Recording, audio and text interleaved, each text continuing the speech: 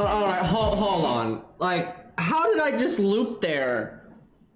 Like, what the I didn't do anything right there. I don't have the NP gain buff from the bitch, and I did a buster card, but yeah, we looped anyway. I don't even, and we're NP1.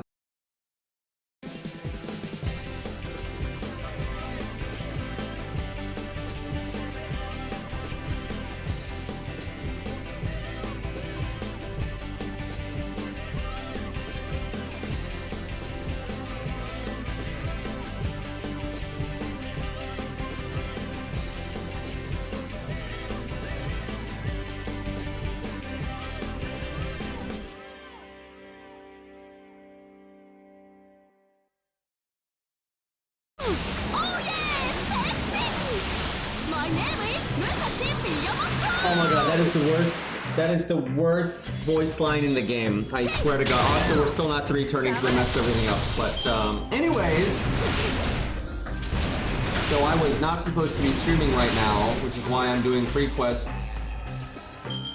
Because, yeah, Cairo raided me out of nowhere there, and I'm actually shocked I got the stream ready that fast. I didn't have OBS open, I didn't have the music up, I nothing. I had the game on the wrong monitor, but I got that stream ready in like, I don't know, 20 seconds or some shit, so that's the thing. But yeah, I'm trying to get Herc to Bond 10 before Lost Belt 7 comes out. And I'm grabbing some SQ where I'm at it. I've gotten the free quest SQ from every single Singularity except for 6.5. And I had some left over from 5.5, but I got those done. So we're just gonna, I guess we'll do that for now, and then I might, I don't know, do some Richard or some interludes or something. And Sleepy, thank you, Sleepy Blaze, thank you for the 5 months, I appreciate it. But yeah, I was just dicking around with different setups while I've been doing these free quests. And that was the first time I've used Berserker Musashi, and I fucked it up. I might use her again here just because I did it wrong. I'd probably use her where, like, she's the only DPS. I'm actually kind of curious about that. Mine's pretty shitty though. Mine's 111 NP1, but I guess that makes it interesting. We'll do Astoria again because I don't think anybody would farm with her without. Let's see. If you were going really budgety mode like this, you would probably go with Hohenheim or Mozart. If I was NP2, I don't think I'd need Mozart. There's also Zhu Fu to 30%. Well, we'll go Hohenheim though. We'll see how that works. Where he at? And then he can have... Man, if I had his second skill leveled, he could actually have this and clear out the first wave really easy. Could bring another Bond boost CE, but I don't have another one. Alright.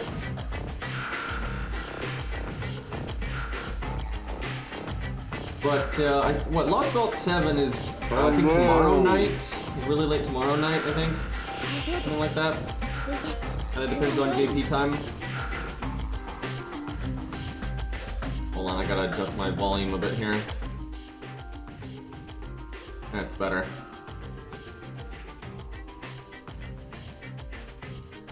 Alright. Yeah, if Hohenheim had Black Grail here, I bet you he could play this way. But we'll just go without. I guess you would do that. I really should look at her skills because I kind of forget what some of the stuff is on.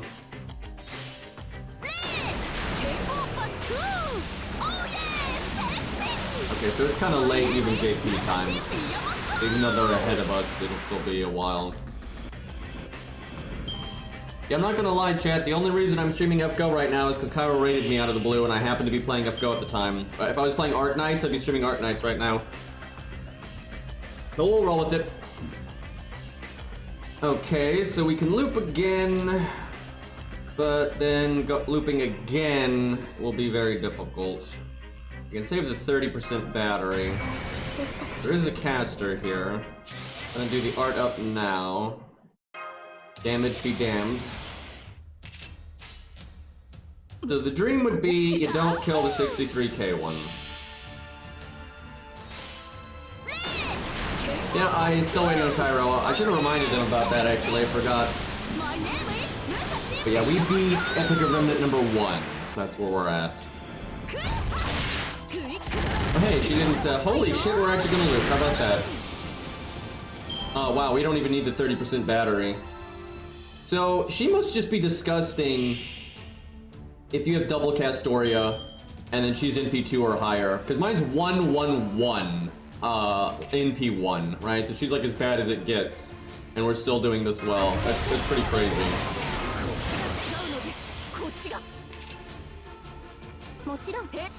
Let's see if she can kill this here. Probably try a different DPS after this one. Yeah, she's definitely one of the good brainless farming, works on any stage kind of units. Not quite. Very close. If we were more upgraded, it would have worked. I mean, hell, if our skills were upgraded, that would have worked.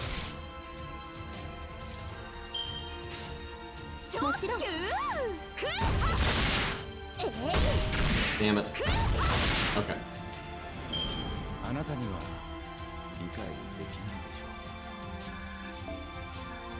I'm bringing Cleopatra in the back row because you need Bond 5 with her to do all of her buff quests. Hey, Blue.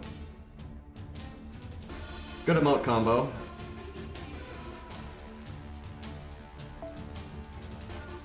What shall we use now? We can always do budget stuff. The problem with budget stuff, it's really difficult to find budget supports, let alone with CEs that make any sense. So I don't think anybody summons budget stuff when they're doing farming, let's be honest. Yeah, I want Bond. I could always put it in the back, though. The tricky part is, like, these two need to be on the team no matter what, especially Hercules. 9k, 9.5k, very close. And then Cleo, I actually think, takes forever to get Bond 5. She's one of those. Oh, I need to foe her. Hold on. Man, we got a lot of SQ here, but we're gonna need a lot between Fate Strange Fake and Fate Lost and everything else. I'm actually really hoping that Lost Belt 7 doesn't add anything that I want, because I want to just keep stockpiling.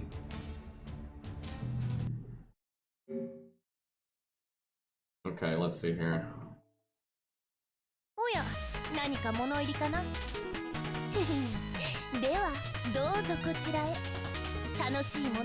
Could show off some of the newer characters' animations and such.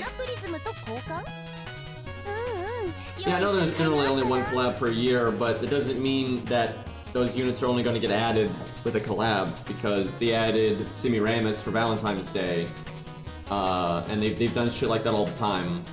So there's really just no telling when things are actually going to get added. And like Karen got added for also Valentine's Day, funnily enough. Zed got added for Valentine's Day. I'm seeing a theme here, actually.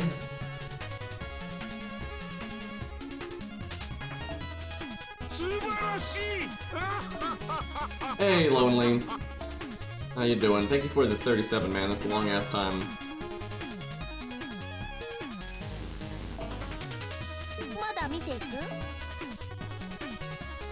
Oh yeah. Forgot I had my login streak there. Let me grab that. Even more SQ. Let's go. Right now, the only unit from Lost Belt 7 I'm tempted on rolling on is Cuckoo, just because of all of the green. We'll just see what the animations are, but I don't know, I'll probably just roll on an ult, to be honest. Green hype is great and all, but it's not exactly my kind of character outside of the green stuff. We'll see, we don't know that much about the character yet. Okay, where is Cleo? By the way, I leveled Morgan simply because of the lottery event and I had to put my XP into something, but because I'm a dick, I left her at level 89. So she's not like included with everybody else. And she's probably gonna stay at 89. I doubt I'll change that anytime soon. Yeah, a little toxic. Alright, where's Cleo? But like, she can't be in the same thing with Beowulf and and Hercules. That's nonsense. We can't have any of that. Although Hercules, I'm definitely grailing to 100. Although I might grail Beowulf to 100 too, actually. But yeah, I just needed XP sync. My inventory couldn't handle all the XP anymore. Ku was already 120, so... Honestly, that's a reason to 120 another servant, though, is if you ever do have excess XP, you can just throw them at them. I really want to 120 Mori. If I could 120 anything... I just realized I was cutting off a crap load of the screen there. But if I could 120 anything right now, it would be Mori. But I don't have Mori coins. I don't think I'm even close either. Let me see. And I really need Mori's passives. I've got his NP up, but I'd really like his extra attack up. Let me see how many coins I got. I have 20 Mori coins. Dude, I hate this game. And it's because you don't get a single coin for the original NP5 on 3 stars. Alright, so I already rolled a crap load of Mori back in the day, and I don't get a single coin for it. What a joke, dude. That is so obnoxious. Caligula got all 3 of his, though. Oh yeah, Arthur just needs to get 1 bond, and he can get his last one. And, but he needs bond 11 or 12 or something, so it's a lot. Yeah. Oh shit! He only needs 63k! I gotta get on this crap! This is what I get for not farming recently. I didn't realize it was that close, god damn. I'm over here getting Cleopatra bond too, though, but I really do need to get her buff quests. Let's see, what's Canis at? She's actually at, oh no, she's only bond 10. Okay, no, so she's not even bond 11 yet. Where I think Arthur is, no, he's bond 10 too, okay. I don't have a lot of bond 11s, apparently. Okay, Mordred's bond 12, so she's pretty far along there. Wow, I haven't unlocked Billy's thing, I need to do that. I wonder how long he's been at bond 11. It's a bit, not that he needs the coins too much, but still. Darius, kind of close to bond 7. Obviously that one's done. That one's been done for a while. Let's see, Sanson. Yeah, I didn't think so. I don't farm with Sanson. That's not really a thing. Getting there. I don't actually have that many bond 11s. I really only cared about Ku.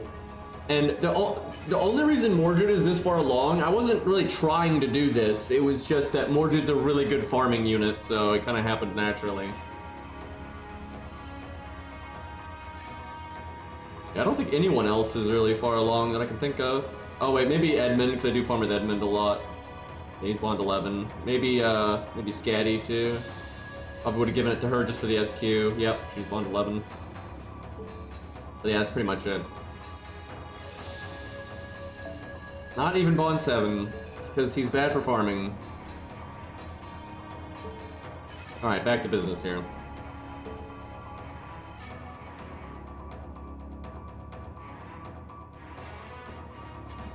What shall we use?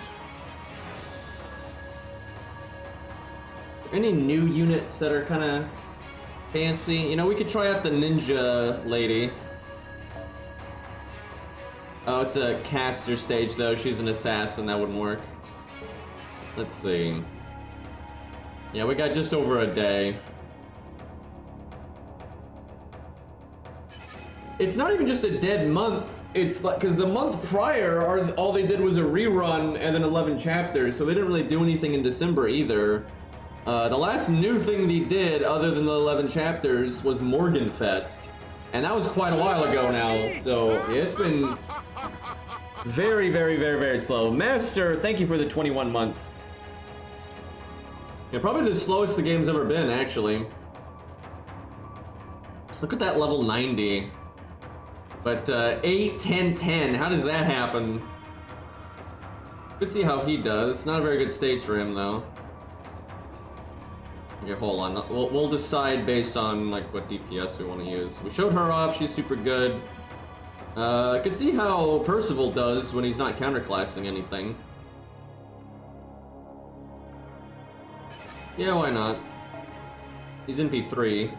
Would he want K-scope for this? See, this is where you'd really want the double Gastoria. If you wanted to get really disgusting. You could also switch Mystic Code, but we want the bond stuff. Although I could probably switch her out for something basic. Zhufu, there we go, that's good. Still gotta go with the bond stuff though.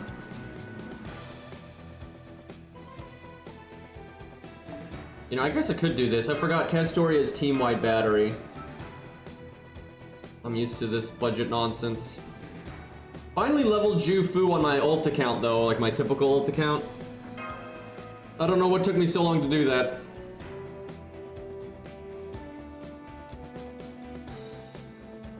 Percival is outrageously good at farming, like archer stages and that kind of thing, but we'll see how he does it neutral here.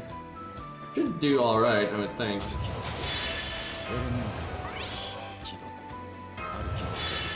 Guess you do this right off the bat. Although casters are always good because you get more refund off of them.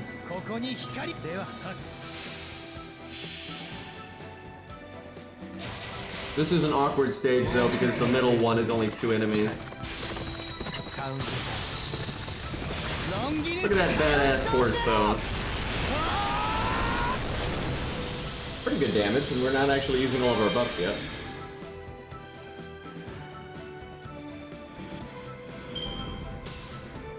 Okay, so... could do these two. You'd whiff some battery, but then you get the extra gain up.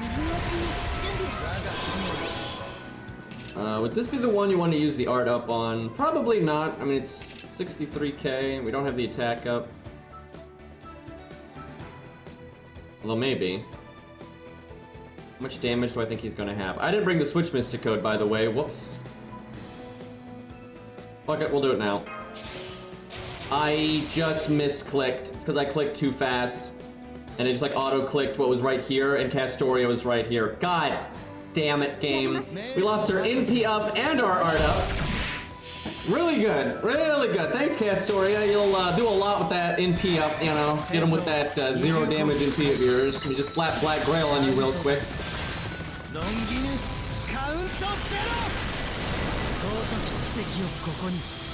If I like barely fall short, I'm gonna be mad. Hey, look, we're barely falling short. Are you kidding me?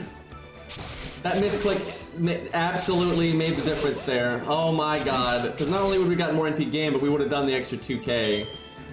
Fuck off. And now some of our buffs are gonna wear off, dude. We have to do it again. We have to do it again. It's not right. That's not how it's supposed to go. God damn it.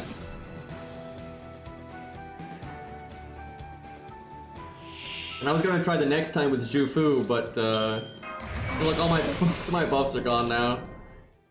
Yikes. Well, Black Grail Hohenheim, let's go.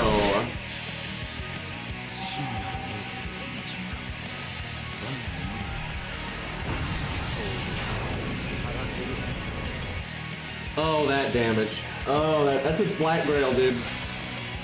Although in his defense, if I hadn't messed up, he'd still have the art up from his own skill, which he should obviously have. His skill, so.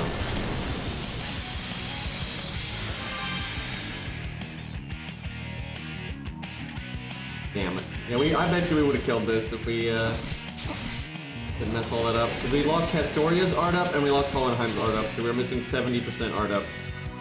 It's pretty significant.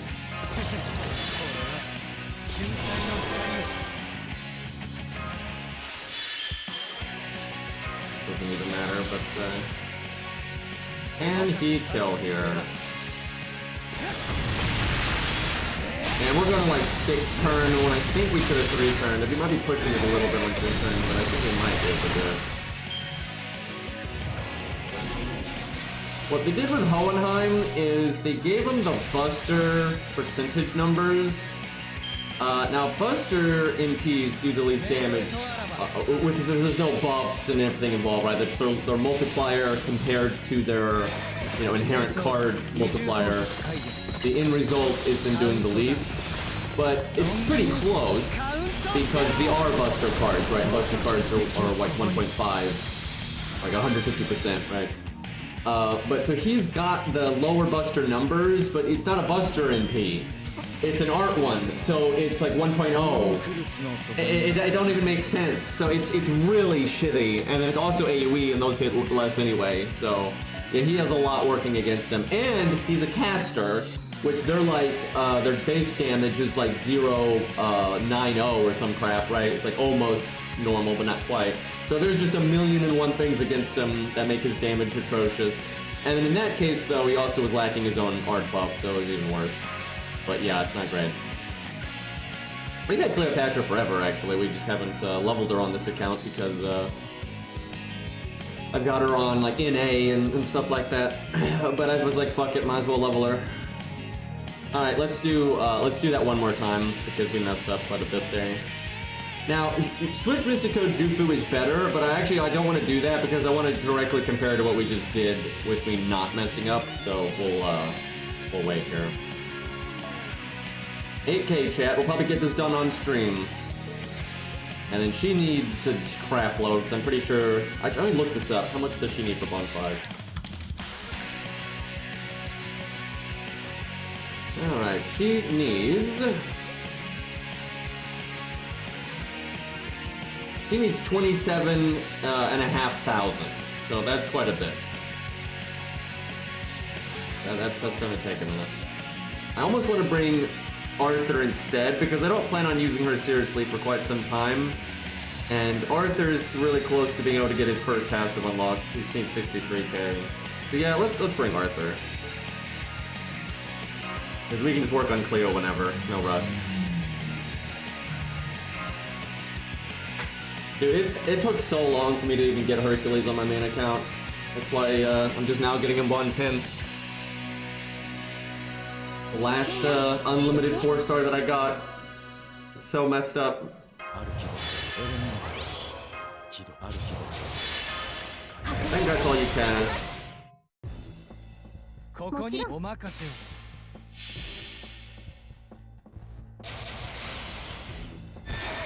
Yeah, I'm lacking Arthur's extra attack damage up. I actually got his saber up over it just because I use it for farming a lot. And it's good for Lancers, it's good for Berserkers, and then if it's like neutral stuff but not super strong, he's good for that. Then he's good for Super Giant, and then if you give his anti-saber thing, he's also good for farming sabers. So honestly, I've gotten a lot of boom for my buck when it comes to Arthur and farming. Because they just love, like this is super large right here, and they love doing enemies like this. In a lot of these newer free quests where you fight an awkward amount of enemies, especially the events where like the final node is always much harder. It is so common the second node is like a giant Oni or a single dragon or a Hydra or whatever. That's so common.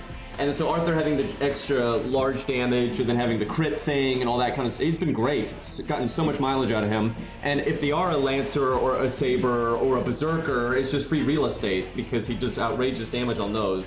So yeah, he's been really good. And Mordred's done really well for similar reasons because she's also got anti-saber and then she does more than enough for Berserkers and Lancers, but she doesn't have the anti-large or any of that. She does have the anti-Arthur thing, but it's not like that comes up all the time or anything. Now, I could just do the first skill to get my battery, but I think it's okay to do it the way I did before and just don't mess up the forehead. Okay, this one, and then click Percival. See, no problem here. Okay, I don't think I need anything else. I don't have any art cards here though, which is kind of unfortunate, but quick card will still make some MP gain if we get it all.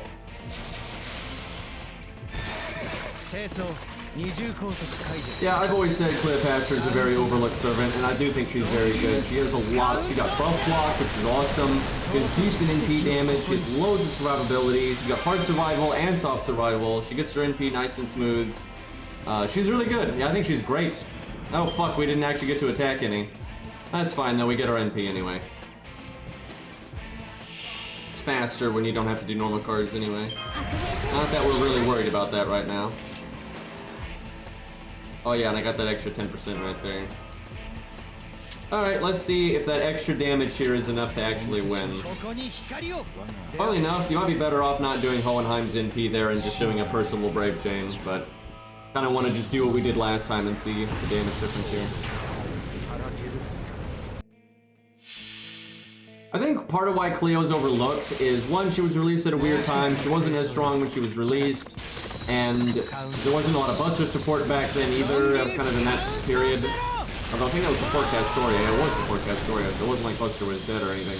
But anyway, well, I mean, they never have. None of the card types have ever been dead, really. But anyway. Well, didn't quite kill it, but very easy to finish it off with a normal card. But yeah, I think people just don't even think about it now, and there's just so many ways to farm and that kind of thing.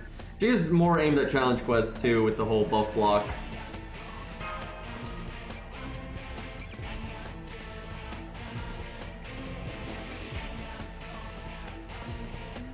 Alright. Next free quest. Switch up to a new unit here. What do we got? We got all the classes ever. This actually could be a good time to show off Mordred and Arthur nonsense. Normally when I do that, I don't even use the support, to be honest. I normally just go triple DPS. I could probably make that work. Gotta just summon something though to have bonus bond here. Let's see. Rip Shufu. Arthur's gonna be on the actual team.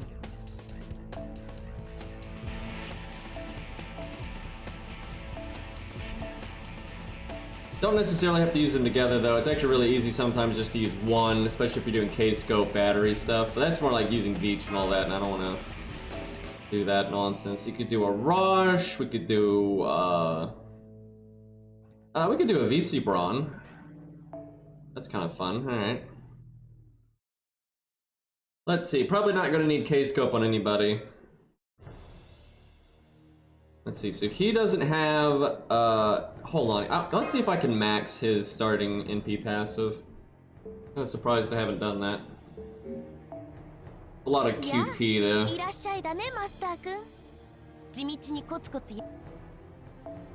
Also Saber Gems, there's so many Sabers that I like. I'm always pushed on Saber Gems. Okay, we got a chunk, I'll do it. Actually could use some Dragon Fangs there. You know, actually, Ku is used for farming for me sometimes, but not really in these kinds of free quests. It's more for event free quests where you fight like 1/1/1 enemy and stuff like that. But he just does so much fucking damage because he's 120 and all that.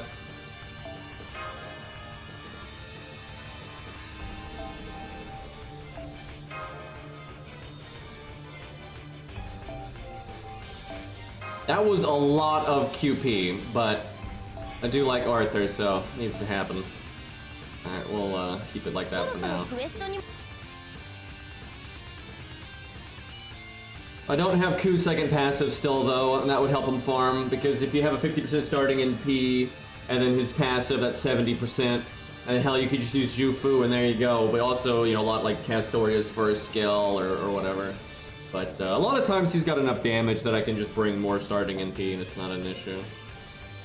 Okay, so unfortunately Arthur is not quite as good as Mordred when it comes to this kind of NP thing, because Mordred has 30% battery and then her 20%, so that's 50%. So she's got like that perfect number, where Arthur needs 60% starting NP or more. And there's not a lot of 60% starting NPCs that are applicable to him. There are some, but they're not freebies. So probably Sakura Scope or Ilya Scope for now, which is actually a bit of overkill, but ew, well, I mean, there's always this, but, oh, that's not limit broken. Do I have one that's limit broken? This kind of gives him damage because it gives you, overcharge, and his overcharge is damage. I could try that. Well, it gives him fuck all attack, though, but, we'll see. Bedivere could use Bond. We know Cleo could use Bond, but I don't think I have the team points for that. Really trying to get Bedivere's second passive.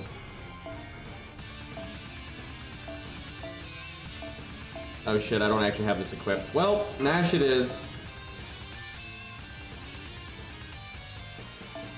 Gotta get that Herc Bond, that's the priority here. We can just do whatever. Fine.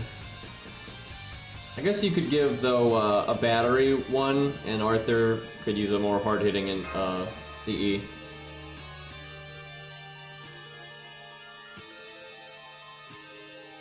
And yeah, this is Cave Story. Although it's a remix of the boss theme.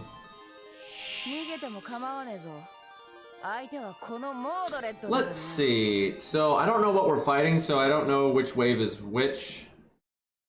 So, whoever does the least damage should go now. There is an assassin wave. I'm gonna just guess there's no very large, so I guess we have Arthur go first, which is kind of messed up, but you can always crit later. Imagine unleashing Prototype Excalibur on 3 chickens.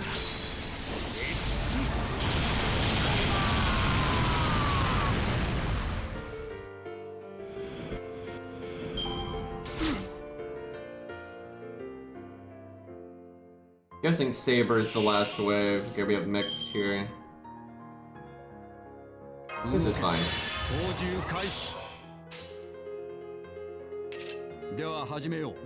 Man, I'm not even using all my crit stuff. Generally, if you use the crit stuff on Mordred and Arthur, though, it's because there's a single enemy wave, something like that. So, a bit of, I don't know, trivia, but normally Arthur's NP is C rank up until EX due to the amount of seals that are off. And then, but the EX starts at like the 6th seal, and then any seal past that, it's like stronger and stronger. So obviously it gets like, you know, EX, but then beyond EX, right? So it gets stronger and stronger. But in FGO, he's like summoned in a unique way because Arthur's not normally in the normal Fate timeline, right? He's in Prototype. But the summoning system like grants him a unique situation where instead of having to earn his seals to be unlocked and stuff like that, and that changing his NP rank, he just has 6 seals unlocked all of the time. Just all of the time. He's just running around with like 6 or 7, I forget. I think it's 6. But anyway, he just has 6 seals off all the time. So he's at EX all the time, but like not at his highest level of EX, not even close. And I don't think he can even get those other seals unlocked. Although it wouldn't shock me if like in an event, if you fight the beast or whatever, then it might be like, and now the other seals are unlocked or something, but you know, we'll see. Well, this is one of the easiest free quests. Some of these were actually pretty tricky. This one's just nothing. This is gonna be a cakewalk. I don't even need to cast all this, I'm just doing it because... And look, even more stars that I don't need. But, yeah, Mordred's not gonna have a problem killing all that. Like, the 78k one might be an issue if it wasn't a Saber, but, it is, so... Also, I think she could do 78k anyway.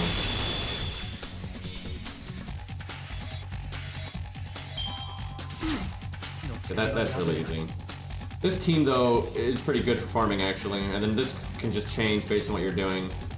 And then you can even bring a battery support and then bring a K-scope or something and double NP on somebody and shit like that.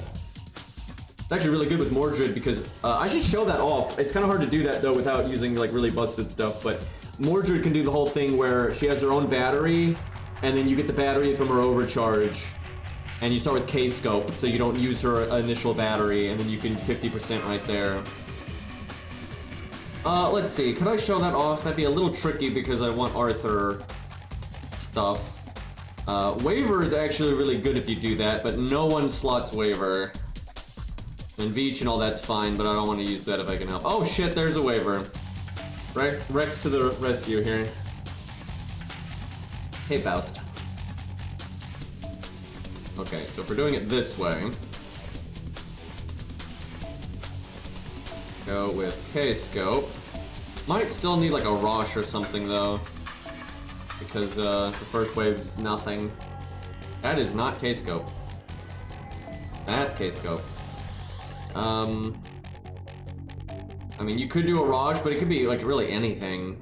Is there any way I can make this work? Hold on, and have her triple NP? So she'd NP the one time for free, then she would get 50% battery back from herself, and then one Waver would give her 50% battery, she could NP again, then she'd be at 20%, and then 70%. You'd have to do Switch Mystic Code into like Jufu or something like that. So it's probably, it's funny, that's, the classic waiver, which most people kind of ignore these days, but it's probably easier to just Arash, and that's that. But that is pretty funny. Although actually, the thing about if you did waiver like that is you could bring more bonus CEs, like if it was an event, or you wanted QP CEs or whatever. It's more clicks and stuff, because you're having to cast more skills and all that, but yeah, you could bring an extra CE, because a Raj, or whoever you're using for that filler unit, it doesn't have to be a Raj, it could be Spartacus. We could show off Spartacus just because there's less like team switch or Aru if you do that, but Arash is cool, so. Oh yeah, I have 2 K-scopes. He doesn't need it because he's got his self-battery, but I'm just doing it to show off. How about that, chat? Oh yeah, I guess you could bring another battery from the Mystic Code as well. So yeah, actually you could get Mordred Lupin pretty good there, and you don't even need Veach or Oberym or anything. Yeah, shit. I mean, with Oberym though, then you really could get triple NP like it's nothing. But yeah, you can make a triple NP work without. Target at 120%, by the way. Yeah, I forgot that I had 2 super scopes. Because I wasn't willing to make a super scope on second one until I had an extra vanilla one, because in a video, I might be willing to use a vanilla K-scope, but I don't really ever use super scope unless it's like some Mimi shit. So I didn't want to do it. But yeah, I think I got another one, so.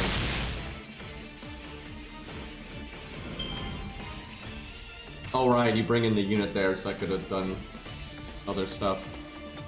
But it shouldn't matter. She might need her Buster up for that 57k one. But I guess I could have just done the second skill, really.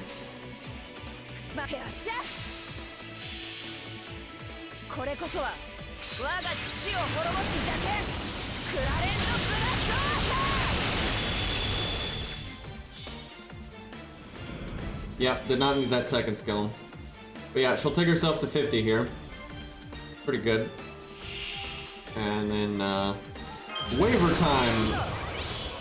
And see, if there was a really nasty enemy here, I could use her second skill now, and then you also have Waver's crit buff, so. Also you could make the starters like this. So you could kill something pretty damn tanky right here, if I didn't waste the second skill like that. Because we get the extra star bomb.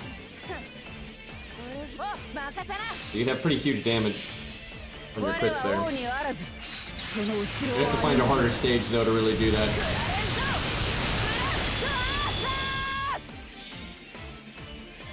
That's pretty damn good, honestly. You can farm a hell of a lot with Mordred that way. And we're using the humble waiver over here.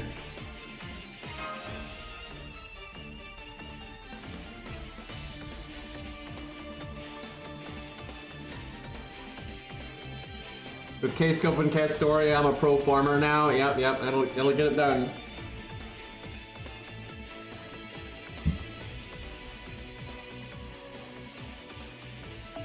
Alright, we could do maybe a variant on that, or we could actually show that off with Artoria if someone had one. You'd need a K-Scope Artoria though, but I think Artoria can do the same thing for the most part. There's some apple and oranges about like their burst damage with the crits and stuff, but she also has the battery.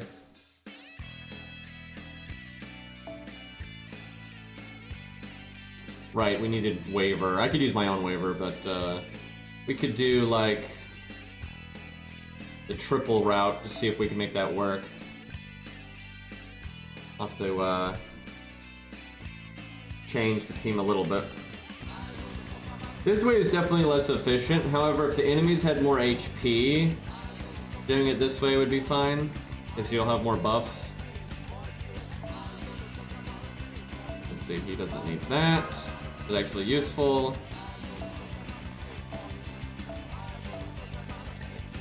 You could bring Ox King or his Bond CE, stuff like that. And you could still do the Switch Mystic Code too, if you're doing this. Now, Waver is still really good for farming, honestly. It's easy to make 3 turns with Waver still, which I think we're demonstrating just fine here. No point in casting anything. Yeah, I remember the Tengu event wasn't great. I don't even remember what the challenge quest was. I'm actually gonna look that up. I don't remember at all. Oh, it was, wasn't it Ushi? And then she would turn into Avenger Ushi? That was actually a pretty hard one, actually. Which one first? I don't think it really matters which one we do first here. Why did I do that? I'm supposed to do that. I mean, I guess it won't matter either, but, yeah, it don't matter. It's fine. But yeah, I don't know why I did that. Alright, anyway. Do I bust her up here? I guess. I don't know if we need it or not, but we have so much damage in the next wave that might as well do it. The Summer Jolters are really good, like, budget, easily accessible unit for that quest. There are, challenge quest, excuse me. There are better DPS for that stage by a lot, but she's, like, really accessible because I think her event was actually kind of, like, a rerun of it was really close to that event or whatever. So there was really no way you wouldn't have her. I think I did something wrong here because I don't have enough. I guess, do I need the switch or something? I could have brought a Mystico too, but, I did something wrong here. Well, it sucks too. If I'd gotten like our normal card or whatever, we still could have done, really well with like crits or whatever, but we didn't get any normal cards either. That's where like Oberon is better though because he just muscles more on that last one. But I think I could have done that. I think I just need to switch. Well, we lose some of our buffs, but actually no we don't. We didn't buff until turn 2.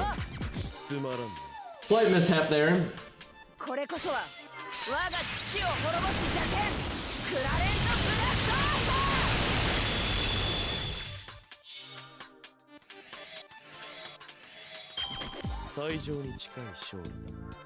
All this for a bit of SQ.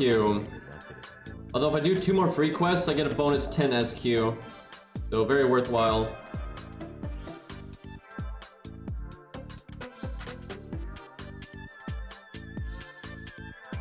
Yeah, in a way, every free quest gives you 2 SQ now, because every 10th one gives you a bonus 10. So you don't get that second SQ until you've done 10 at a time. But yeah, it's basically how it is now. I'll get to about 1,300 here. So like 1, 2, 3, 4, 5, 6. So we'll get 16 SQ in here. It'll be a bit over 1,300. Not bad, not bad. Yeah, these are the last free quests though I haven't done, at least I think. I'll have to check to be sure, but I'm pretty sure I've done everything else. There were a few in 5.5 I hadn't done, but I did those before the stream, so I was messing about. Okay, who else to try? Could do Fionn or something.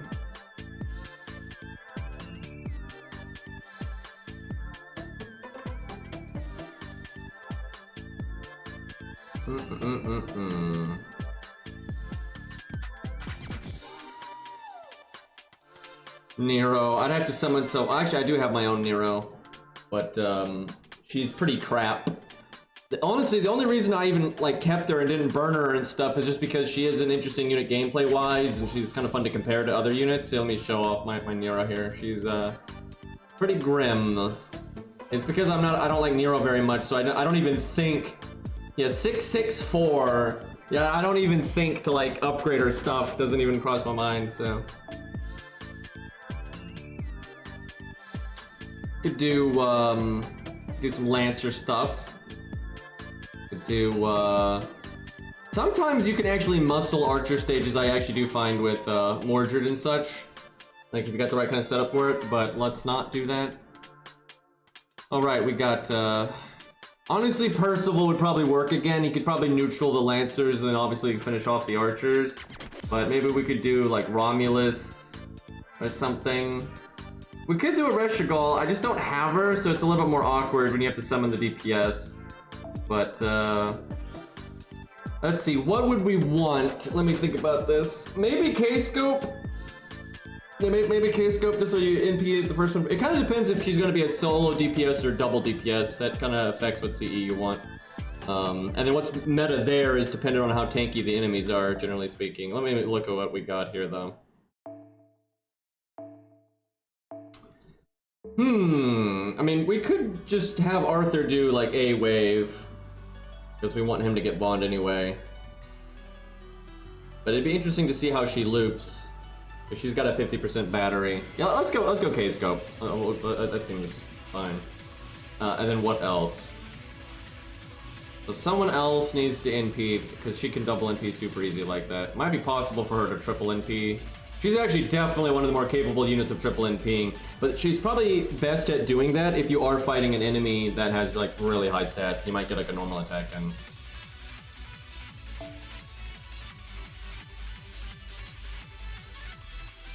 Wow, guys, I like the game Hades, so that means I hate Dead Cells. Did you know that, guys? Guys, I'm using Siegfried. I must hate Sigurd. Jesus. Internet logic right there. Yeah, that's an internet moment. Like, well, I'm not streaming Elden Ring right now, so I hate Elden Ring. Terrible game. All right, let's get the K-Scope here, and then we'll build around that.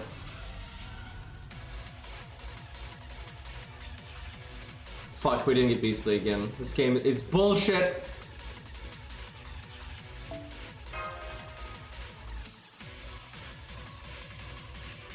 Okay, might need a minute here.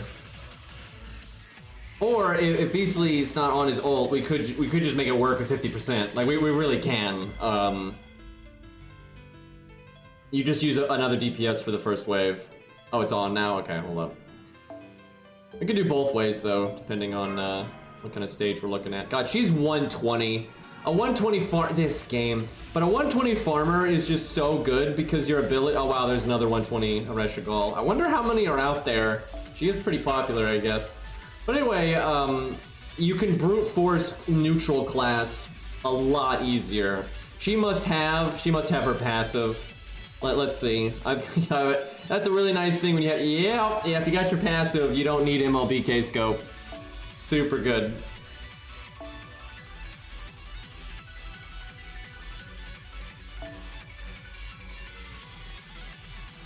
Let's see here.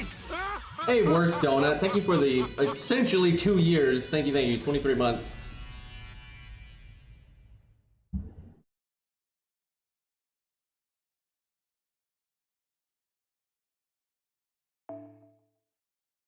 So, honestly, she could probably do this free quest pretty much just this. Especially if you do like Spartacus or whatever for wave 1. But let me think here. I don't really have a lot of support for Buster though. What do we want to use? I kind of want to not use another DPS.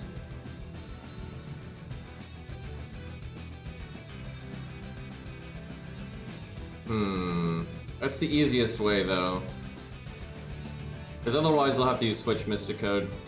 I've got enough battery though, to triple NP if I use the Switch Mystic Code.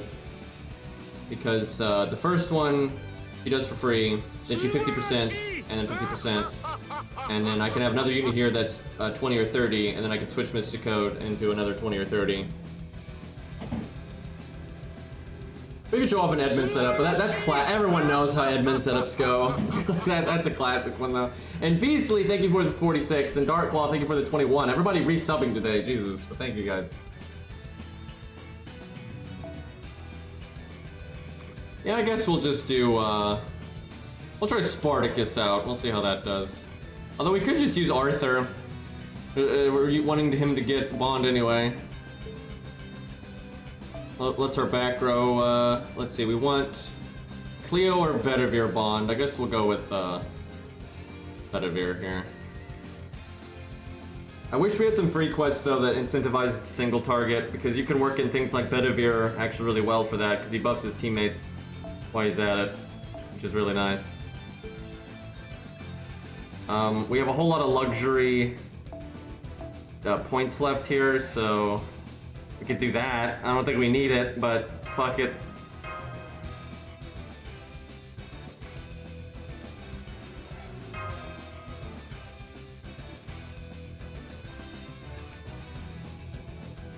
You actually can make Edmund work with just one scatty. It's a little trickier. You gotta use it generally in Mystic Code, either Switch or one of the battery ones, and things like that, but you can still do it. And you also could use Waver, like Waver scatty with Edmund actually works just fine, generally speaking. I could show that off, like show off a bit of a scuffed version of Edmund farming.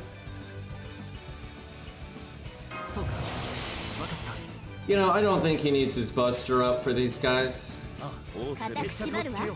I'm hoping this is a tougher free quest though. I want the second wave to have a lot of health. See how Wretch Gold does.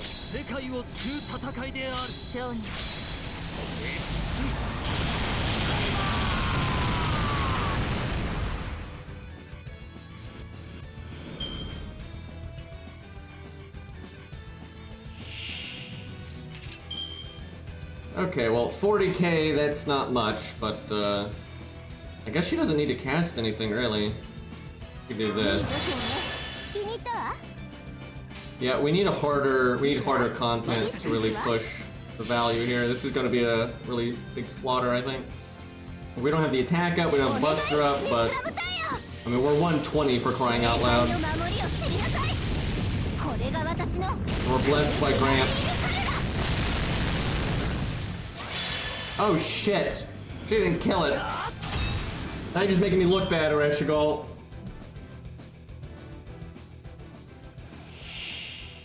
Okay, 155 at neutral. That'll be interesting.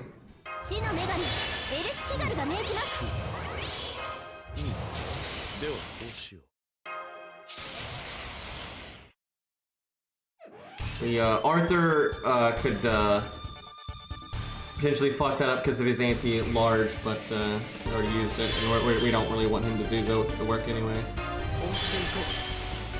Oh wait, that's an archer. Crap! He's gonna slaughter it. Yeah, it's just counterclassing it. Damn it. I really wanted to see, because now we've got double Buster up in the... No, we have triple Buster up in the attack up. Yeah, she just did so much fucking damage to that guy. That was ridiculous. She might have done that. Especially with the attacks after the NP, I think she would have done that on her own. Oh yeah, she does ramp up each NP. Yeah, honestly, I think at 120 a Reshigal, if you got the right supports where you don't need a second damage dealer, so you have another buffer for her, and you're let her NP 3 times in a row, because she can do that with the right supports, she's gonna do really high damage.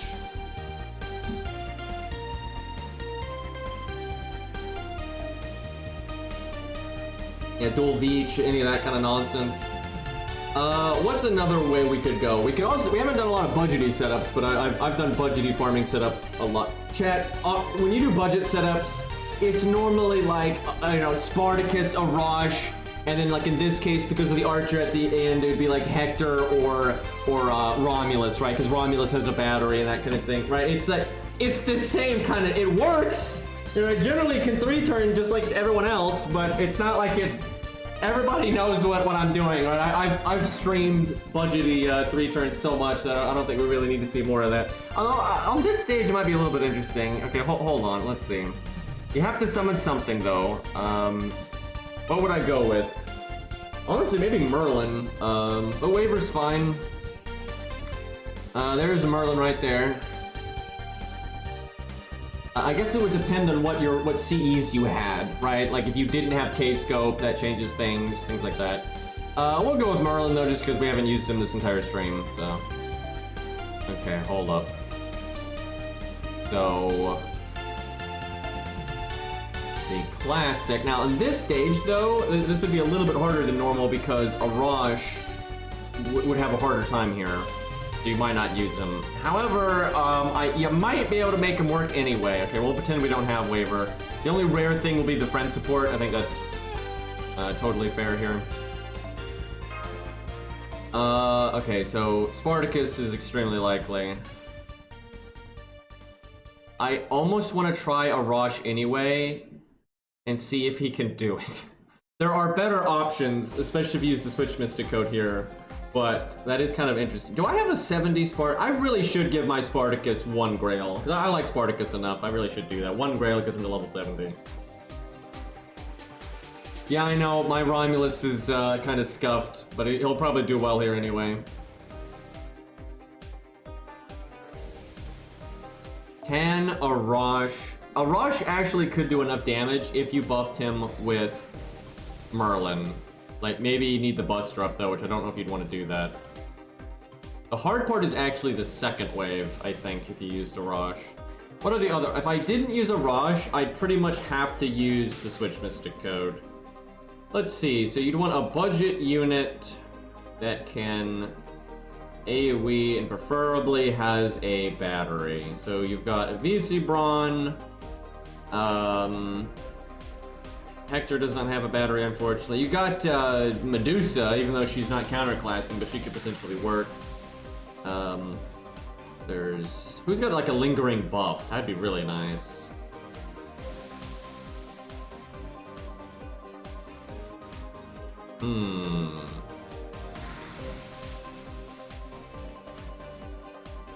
You could use Waver instead of Merlin, but it's kind of hard to find people that slot Waver, to be honest.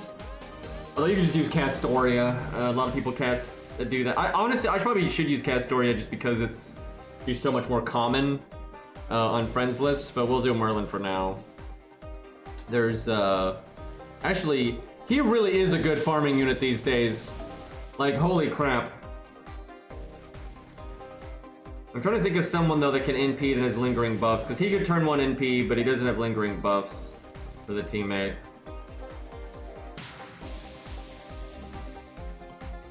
I don't know if I really have anybody that's going to work for that. Well, I mean, there's this, but I don't know if he had enough damage. That's also art.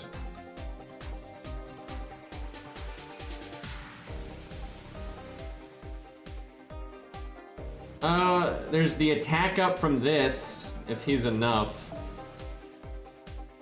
You would need to use Merlin's attack up, though, then it wouldn't hit Spartacus if you were going to do that. That's a lot of work just for that. Yeah, there's Jason, I suppose. I guess Jason's damage is really bad, but it's probably good enough here. Yeah, if you're ever gonna use it. Oh god, yeah, I'm not surprised by that. One of my ults has his skill ranks high, but Jason is just so useless as a budget unit in my experience. People act like he's good, but he just isn't. The problem with that, though, is, again, yeah, Arash is just so much better. Now, like, Arash maybe not here because of the Lancers, but Arash is just so much smoother, because then you can get the buffs on Spartacus from Merlin. He needs the battery from Merlin. That's the problem. That's where Waver's better, because you could save the attack up. Let's go kind of shitty there with Jason and see how it does. And then we'll go with like just a 50% here. I'm pretty sure he can pull that off. He's a 30% battery, so he could also have Sakura scope. I'll be pushing it on damage on that one, though. It's really ideal, though, because it's very easy for Spartacus to be able to NP with a 50% now. Wait a minute, do I have his passive? Oh, would you look at that? Do this. Look at all these extra points we have. Yeah, this could be Bond or something instead. Yeah, actually, I do think Waver or Castoria is going to be better than Merlin here, but we'll see. And Just Blur, thank you for the 3 months. Twitch Prime, thank you. I got my Atlas to 10. Yeah, you don't need it at 10 very often, but when you do those long challenge quests that are super hard or whatever, it can actually be good. And actually, occasionally Ku can solo for so long that this skill comes back. Especially if you're fighting an archer, that can happen, so it's kind of funny. Nice to have, but it is pretty damn niche. My main account is actually my only account that has Atlas at 10.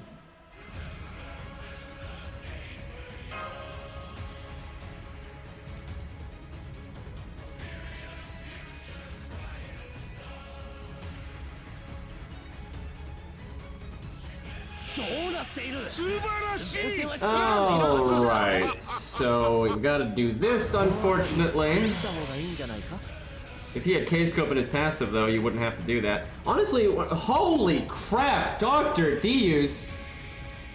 10 gifted subs. I'm just doing a farming stream, by the way, but thank you, dude. My god, everybody gets a sub. Jesus. But yeah, when I think of, am I right about this, Chex? I haven't really, my account is so, like, far along, it doesn't affect me very much. But I feel like farming is just so much easier now that we have the 20% battery passive. Like, if you invest in your account right, and like you prepare it, it's pretty easy, even for like the shittiest of accounts that don't have any of like the really good supports and stuff, to still farm really well, just because you know, you're gonna get Sakura scopes and some random K scopes, and then you get the 20% battery, and then you got a lot of budget units like Romulus and Spartacus, Siraj that have their self batteries, Medusa, right? I think it's easy pretty much for anybody to get really good just NP spam nonsense now. It's kind of just power creep though, because the game is all about NPing now, which I don't really like, to be honest, but it is what it is.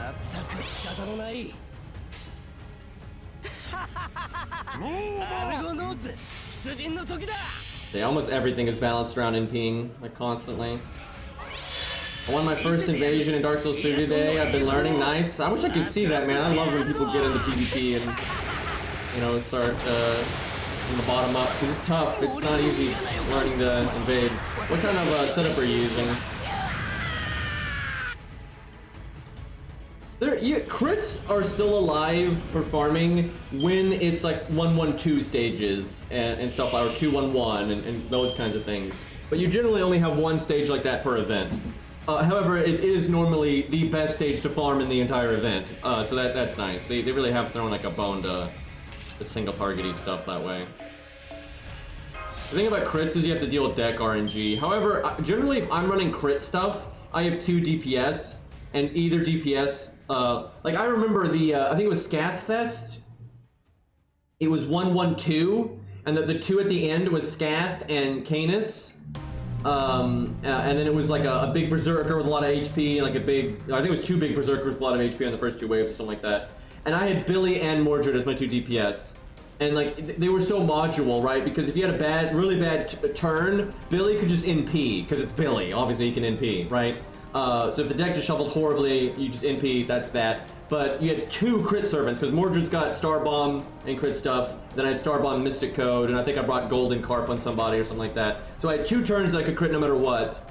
And I had 2 servants that could crit really hard, and 1 servant that could NP no matter what. And then Mordred's NP, obviously, for the 2 at the end, right? So you can make crit teams that don't have RNG. Like, you absolutely can. You just have to like have like, hey, if it goes this way, you go this route. If it goes that way, you go that route, which is a little bit more complicated, I guess, but it's not really that bad. Okay, let's see if Spartacus can do this. The question is, so 40k is kind of pushing it when you only have the Buster up. The question is, how much is Romulus going to need then? Because I could give Spartacus the huge Buster up, and that's that. But I guess what we'll do is we'll give him the attack up, and then we'll do like, I guess that. This is where having Spartacus at like just level 70 would really make this a lot cleaner. Sorting board, that can work, because a dual wield's not so overbearing in Dark Souls 3, it's barely a thing actually. But yeah, good old straight sword is, I actually recommend straight sword if you're getting into, like, I don't think you should use straight sword forever in PvP in Dark Souls 3 because it'll give you a lot of bad habits. But it's probably the best weapon to get into it with because it's easy to understand, it has great options. Even if you mash at a time that maybe you shouldn't have normally, it'll actually work kind of well, just the way straight sword is. I always still recommend once you've gotten used to it, you do want to start trying some other stuff because it really will give you some bad habits, but it is probably the best weapon to get into PvP with in Dark Souls 3. Dark Souls 3 specifically. Alright, so we battery. Oh, we land the attack up. Easy. So I didn't pay attention to it. Did Spartacus kill or did Merlin have to smack? I didn't see, because if he didn't kill at 70, he probably would, or at least enough that you wouldn't care what normal cards you had after. Oh, he did kill. Wow. Okay. The thing about that is also you could potentially save the attack up then for Romulus, because Romulus might be pushing it with these side mobs. Yeah, you got the side mobs. A little, I mean, it's a 3-turn, and we could have done it pretty quickly if I wasn't blabbing so much. That's not bad for how budgety it wasn't bad. And then Merlin probably would have been better or something else, but honestly, the weak link there is probably just Jason. One, his skill ranks weren't leveled and stuff, but also he made it so Spartacus didn't get the buff, so that makes you push it a little bit more. But yeah, I mean, it works. And generally, and that's one of the worst stages for this kind of thing because of the Lancers. And generally, you always have an option like Romulus, because for Rider, you've got Columbus and Medusa, right? There's generally some kind of servant like that for every class these days. For Caster, you've got Avicii Braun and Caster Coup, and Caster Coup is just insanely good. And you can use those two together if it's like assassin stuff, and that's super busted. I'm trying to think if there is any class that has like a problem. Maybe Assassin. You've got Gray, but you may not necessarily have Gray. You don't have like a main interlude to do the Case Files collab, which they really should do actually. But you've got Fuma, but he doesn't have a battery, so you're more reliant on supports and stuff.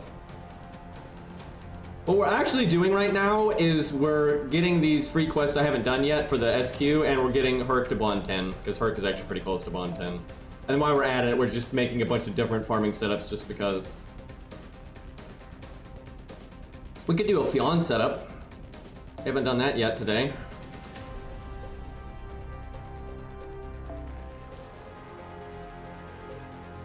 AP stuff is soon.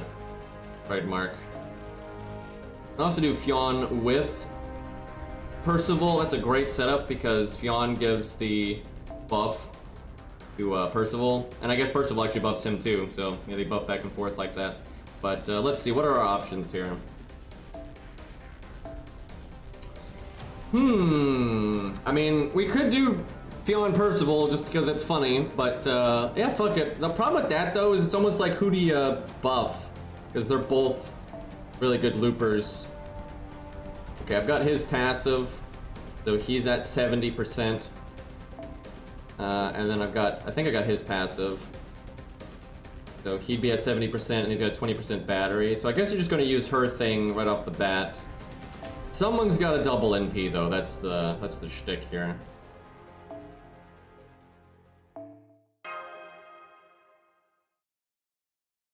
And then our back row really doesn't matter.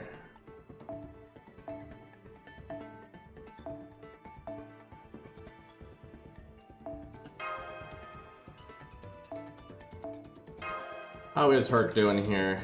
Oh shit! Chat, we're so close.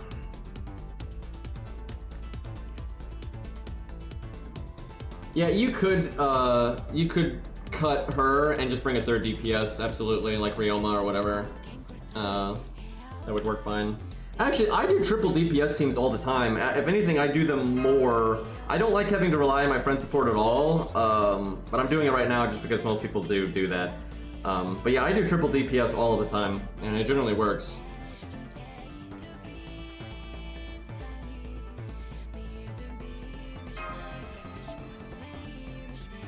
What do we need here? Probably just damage. I could bring a battery one in case something just goes slightly wrong. This one's always good, but there's an art one. I think, yeah, fuck it. Yeah, good old Chat's Mystic Code, let's go.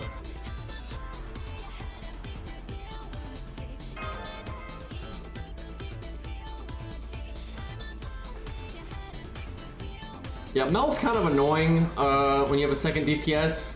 She's kind of best when you don't, but that's ultimately I think Percival and Fionn are better than her just because they do just as well as looping as she does, and then they buff themselves and their teammates, where she doesn't do that. But she can work. All three of them can work. You don't even need to use two of them together like this. All three of them can, like, solo, go, go, go.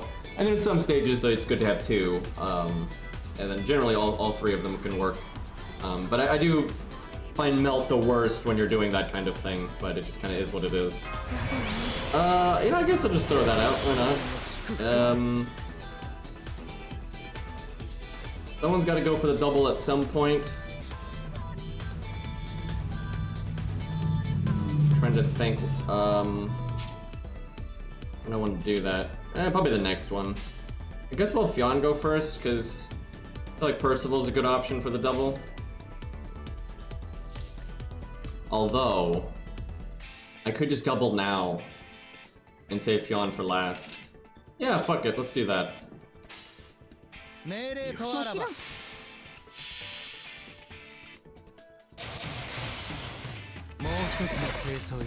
Mel does have penguins, that is true. But Percival's got this awesome horse. So keep that in mind.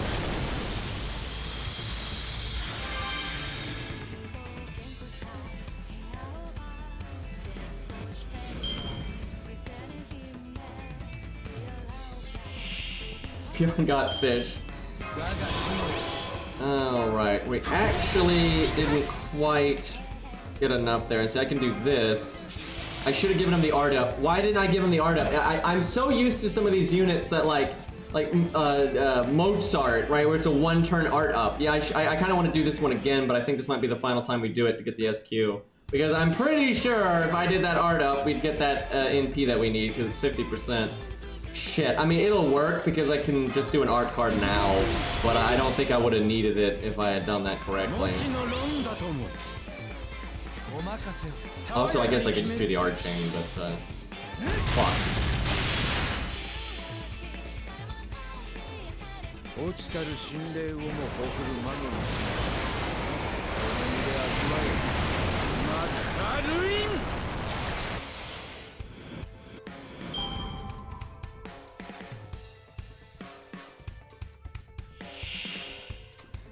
Alright, well, we're counterclassing, so I'm pretty sure he's got this, and we get the extra damage here.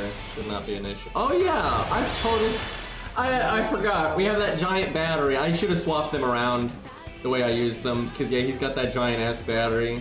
Had a bit of it better there.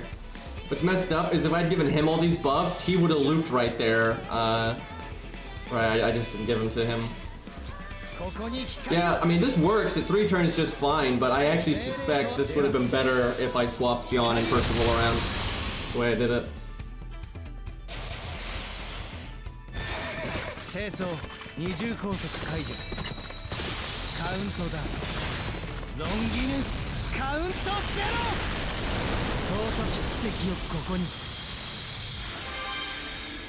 Did we kill everything? Yeah. Almost looped, by the way.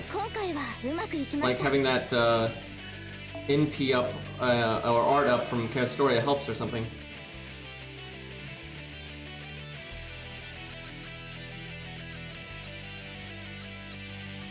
Alright, another stage down. I think one more and we get the 10. Some of these I've actually already done a bit of. Yeah, this one I only need one more, and it's because it's when I recorded the class card servant video, I did some of these free quests to get like the footage and stuff. So some of them I had just already done a few times. Like how they bother to show. Why did he? What's the point of this, by the way? It's like the system where they're supposed to be, I don't know, playable or something, but they're not. But like, they're showing like which faction they're a part of in this UI, but that doesn't mean anything. Also, hi Mystic. Sort, thank you for the 1 year, dude. Jesus. Yeah, that is a year. Can't believe I'm still around. I can't believe I've been watching this crazy old man rant about bad game design for a whole year. Yeah, you gotta question your life decisions on that one. Yeah, I don't get why they show what faction they're a part of. That is so useless. Oh, FGO.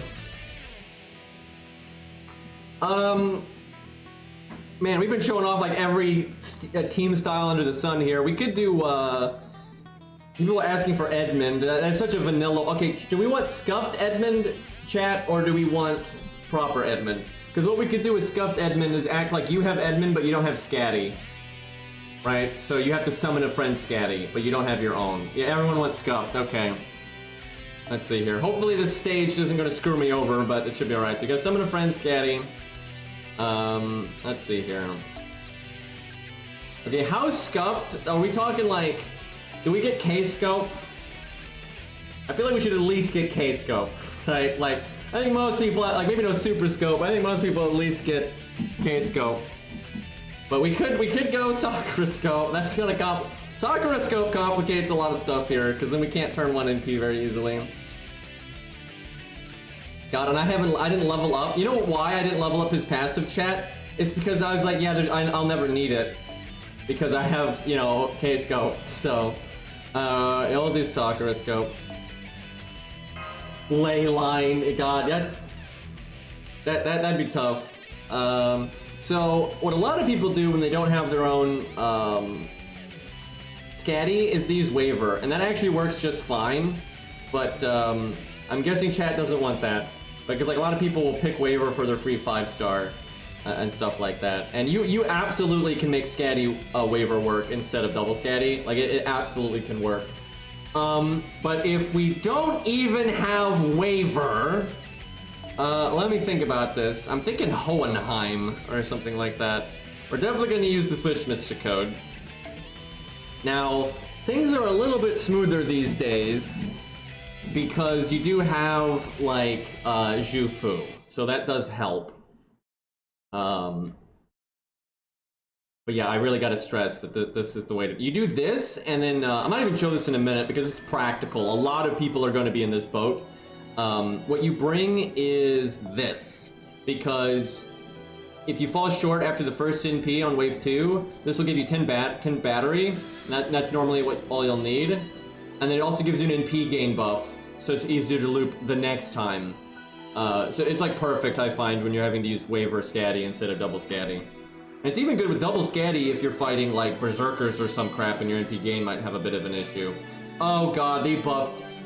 I forgot, they buffed Edmund. The reason I forgot is because I never need it. I have never once needed Edmund's buff. Because, you know, I have double Scatty, so of course I never need his buff. But yeah, they just buffed Edmund, like this, just like a few weeks ago or something. They buffed his second skill. That's gonna make this so much easier. Oh my god, that actually makes me kind of sad. Alright, hold on.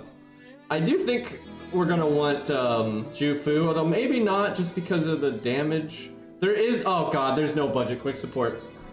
Oh, this game. Alright, hold on. So I could use his skill right away on my first NP. I think it's a 30% battery. So that, holy shit, that means you could do Leyline if you leveled his passive up. Because the passive is 20, Leyline's 50, that's 70, and then his battery is 30, that's 100.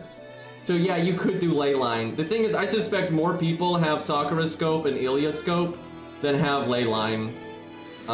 Really, these days, because they made it really hard to get Leyline.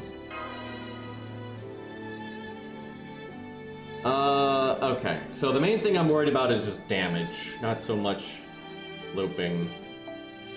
Alexander is the only quick support, and he's not really a support, like, because he doesn't do... Because look at every other support that we call a support, right? Like, Qin Gong, he gives you a giant buster up. He also gives you taunt. He also gives you crit down. He also gives you defense up, damage cut, battery, right? He is supporting you, right? Even Mozart gives you art up, art down, resist down, crit down, and then potentially attack and defense down, but that's kind of harder to do, right? And then this little thing, this tiny little support thing that Mozart guys does, you might have heard of this. He makes 50 crit stars, which is a guaranteed crit no matter what, right? So kind of good. Even Shakespeare, right? Shakespeare is just the vanilla buster up, but then he does give you battery, and battery's really high valued, right? There is no other support that we would call a support that only does you know, the what Alexander does, which is just the damage up, and that's it, right? That's why he's not really a support. Because yeah, every other, and then Zhu Fu gives you the art up, and then the battery, and she also gives you the debuff clear, the heal, and Star Gen, and buff removal resistance, right? That's an actual support. Because again, with Mozart is like the closest one, but even Mozart gives you 50 crit stars, and that's massive. That's a huge deal, and he gives you the crit down now. He used to not have the crit down, so Mozart was like cutting it, but he still gave you a massive art up, and then the stars, right? But now he gives you the massive art up, the stars, and crit down, and then art resist down, right? So it's just a lot of stuff. So yeah, Alexander just doesn't really deserve the title of a support, because he's more of an AoE unit that also gives the teammates a little bit of damage, right? Kind of like Caesar, right? I'm just trying to think though with Zhu Fu, if I'd rather use something else, just because Zhu Fu doesn't really give us damage. But yeah, the only damage we would have is Alex, if we wanted any, really. Well, let me think about this. So we've got turn 1 NP, and then we can get 50 off of her. Maybe we start with Zhu Fu, because she'll then give us the NP gain up. Actually, her NP gain up is 30%. There's also Hohenheim. Like, seriously, do not sleep on Hohenheim when you're a Scuffed account, because that's a 50% NP gain up. That is no joke. How much is Zhu Fu's? I'm guessing it's 20. So she's way less NP gain, but then she gives you the raw battery. Oh shit, she's 30. Wow. Huh. I guess we'll try Zhu Fu then. That is pretty good. Where's the troublemaker at? There she is. Okay, so then we would switch. The question is, do we need another battery? Probably, unfortunately. We might even need to just switch in Hohenheim and get 80% NP gain up. That's kind of messed up, but that actually might be what we have to do. The issue there is we're going to be really pushing it on damage. Look how much better we'd be as art. Look how much, this just demonstrates how much better off art budget teams are, right, than anything else. Because like if I'm this Scuffed, look, art up, right? And then this could be Castoria instead. And then you got your art DPS.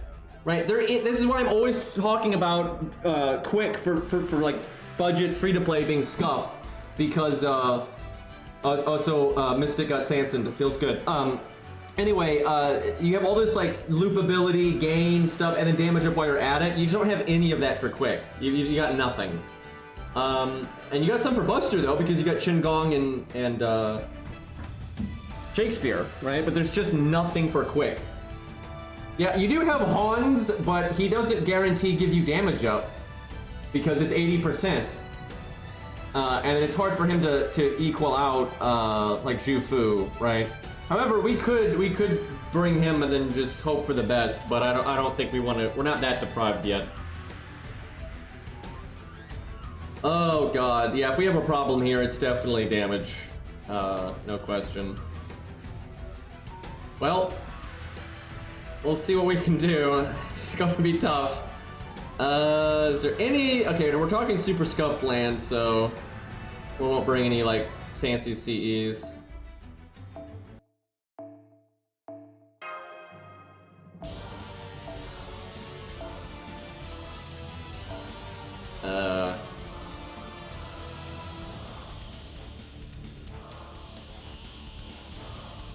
We won't really use it, but I'll just do that.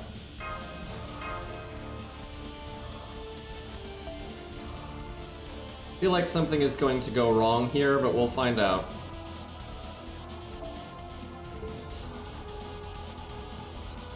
This is so Scuffed. When will FGO have content again? I think it's like the day after tomorrow. Really late, the day after tomorrow. Whipping quite a bit of battery right there. I think we go ahead and do this for the NP gain up. And then we just hope for the best. Now, on this wave, you really could use Hohenheim to clear a wave for you, because they're only 20k, but, we'll do this. I do wish FGO had permanent content, because Arknights can do nothing, and I have loads to do. I can go back and play, you know, old events, old challenge quests, main story boss fights, and then you have the roguelike and all. It's easy to just find something to do. I would be so happy. I love FGO, that's the thing. I love this game to death, even though it's flawed as fuck. But, I'd love to be able to just jump on it and play it like I can Arknights, because I like the units a lot more here, right? And I've got so much game knowledge over here. I've got like so many budget units and non-budget units leveled up. I got options for days. So I guess we do this for the gain, and then we're gonna whip 10% here. I don't think we're gonna loop here. We needed a little bit more NP gain on the prior one. Oh wait, I could have fixed that. That's my fault. I should have switched out Hohenheim, because I could have given us the NP gain buff there, and that would have been the 10% that I needed. So I could do Zhufu instead of hers. So yeah, I just screwed up. Whoops! Might have to do it again for science. Yeah, you need to not use Scatty's battery on that first one, because there's no way I'm gonna get it here. I don't think.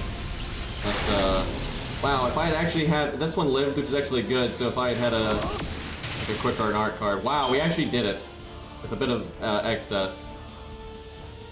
That was very sloppy though. I think I could have made that a lot less sloppy.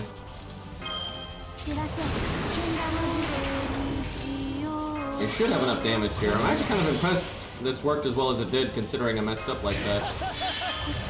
And even if this enemy right here was a good bit tougher, well, we'd actually super kill it. Because we can guarantee crit there, and we got crit buffs and stuff. Wow, that was a very scuffed Edmund setup, but it still works. Okay, he actually lived. Close. But, if you do a proper Edmund setup, that'll be a lot easier, but that still works.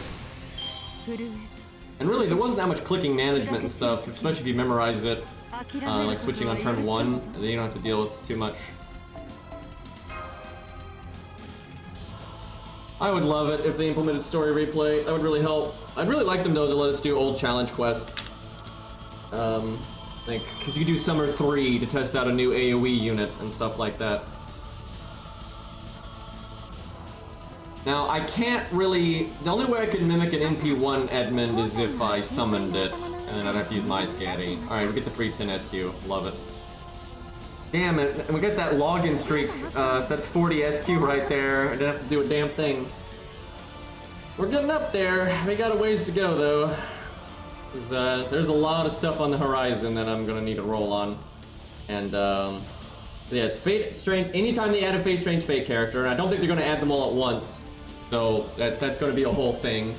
There's Fate Lost characters. There's a bunch of those that I like, and then they might add like a Butch Cassidy or something like that. You never know. At some point they're going to add something like that I like. You can't fuck up every servant, right? Henry V, Green Knight, really any gunslinger I'm happy to get. Like normal Calamity Jane. Did ever do that? Right, shit like that. Longius is pretty cool. I'm not 100% sure if I would roll on them or not. I guess it would just depend on how they did it. Be very tempted to. I guess it depends on like how much SQ I got, etc, etc. Alright. We might get Bond 10 perk here. It's either this one or the next one.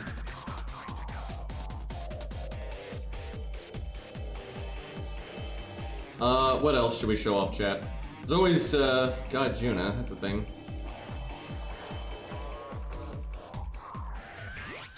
Hail Rider, yeah, that's a good one. Oh yeah, I guess she's pretty good at farming these days, isn't she? Show that off, potentially. See, this is a stage with all kinds of wacky nonsense.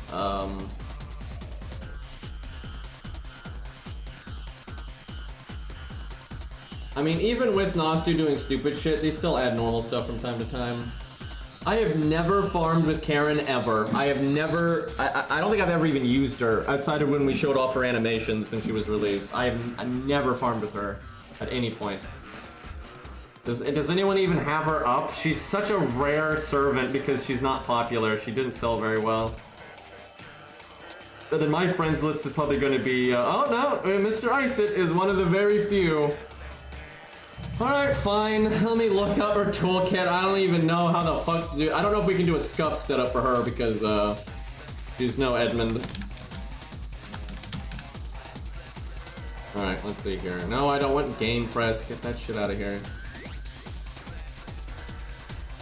Alright. She's got... Oh god, she's one of those. She has to take gauge from her teammates. What's really annoying is you have to actually have the gauge. If they don't have it, she won't get it, I'm pretty sure. So she's up to 20% from her teammates. Man, I hate those kind of skills. They're so bad in comparison to the stuff that just doesn't do that. And then she has a 30% battery, so she can get 50%, but she also can spread it out. Right, and then she's got another 20. So she has a lot of battery. So she's got a 20, potentially, it can be less, but she has a potentially 20, a 30, and then a 20.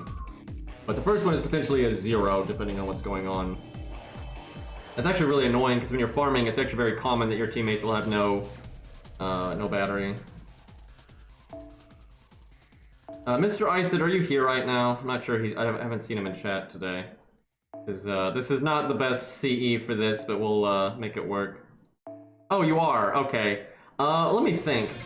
Chat, what do you want to see? Do you want to see, like, as minimalist as possible? Or do you want to see go ham? Or do we want scuffed? Or, like, double DPS, single DPS? Because that changes, like, what CE you want. Ham? Okay. That's gonna make my life a lot easier. I feel like if you want to go ham, though, and be impressive, you want 1 DPS. I think that's what chat wants. I don't...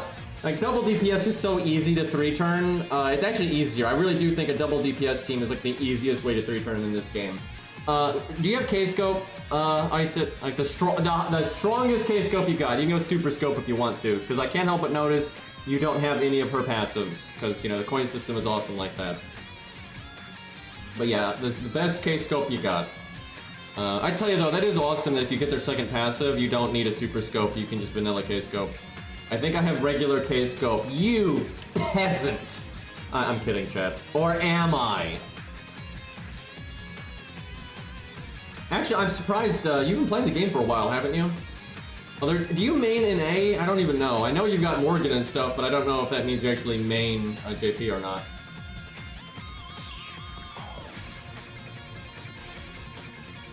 Alright, let's see what Mr. Isit's got here. Every time I see your name, I just think of Mr. Freeze.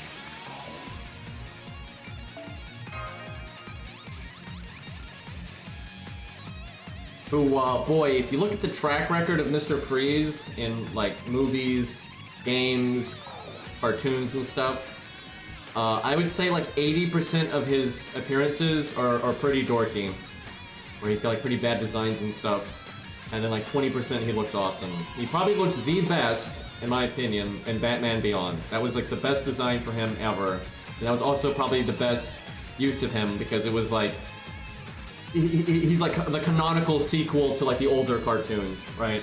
So they kind of, like, finished that plot line, which was pretty cool. But yeah, that's probably his best design. A lot of Mr. Freeze's designs are pretty bad. Okay, so we don't have... This is not going to be the hammiest setup because we don't have the passive and we don't have Super Scope. So there is a degree of scuff here, but what we'll do is what I do on my end. I'm going to go as ham as humanly possible. So definitely Scatty. Maybe even this. Although we kind of need battery if... That's so annoying that she needs her teammates to have battery. Although I guess that means Waver. Yeah, you do Waver. So they have battery that way. Okay, so we do this. And then we can switch Mysticoat if we want to. I'd love it if we didn't need to, but I have a feeling we're going to need to.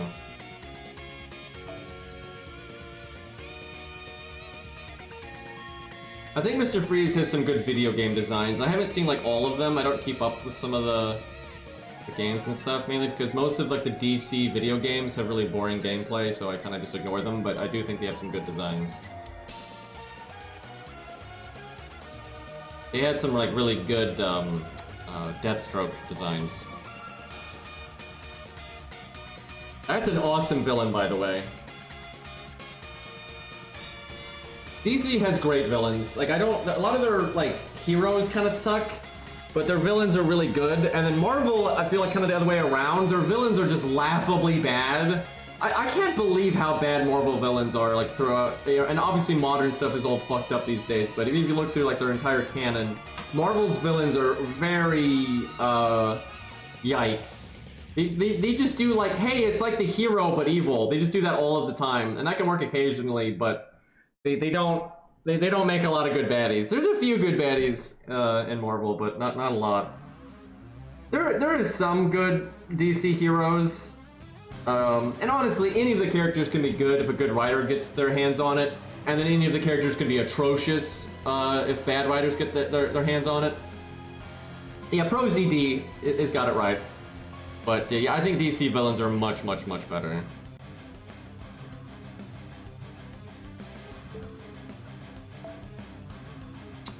Okay. So she has 70% battery total on her own. And then on turn 1 here, Waver can give the team battery. So Waver has 30% battery left over. So then turn 2, you could just NP again immediately. And then you have Scatty with 50% left over. So if she can refund 50%, which I have no idea if she can or not, then you don't need a Switch Mystic Code. And also, if you're actually... She only needs to refund 30%, right? Because we have 20% batteries. Do we have any for quick, though?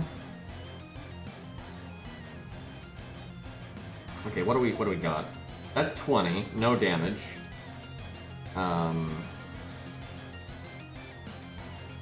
Does this have NP up on it? I actually forget. I don't think it does. This is 10%, but then NP gain up, which normally will result in 10% or more.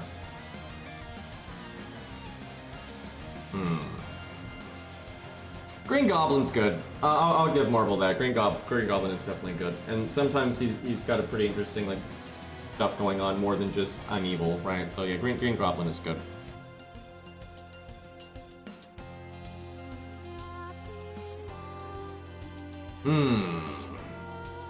Let's see, what else has battery? I don't think there is. We need either, like, battery and generic damage or battery and quick. Which they don't give you a lot of that. This game just hates quick, man, I tell ya.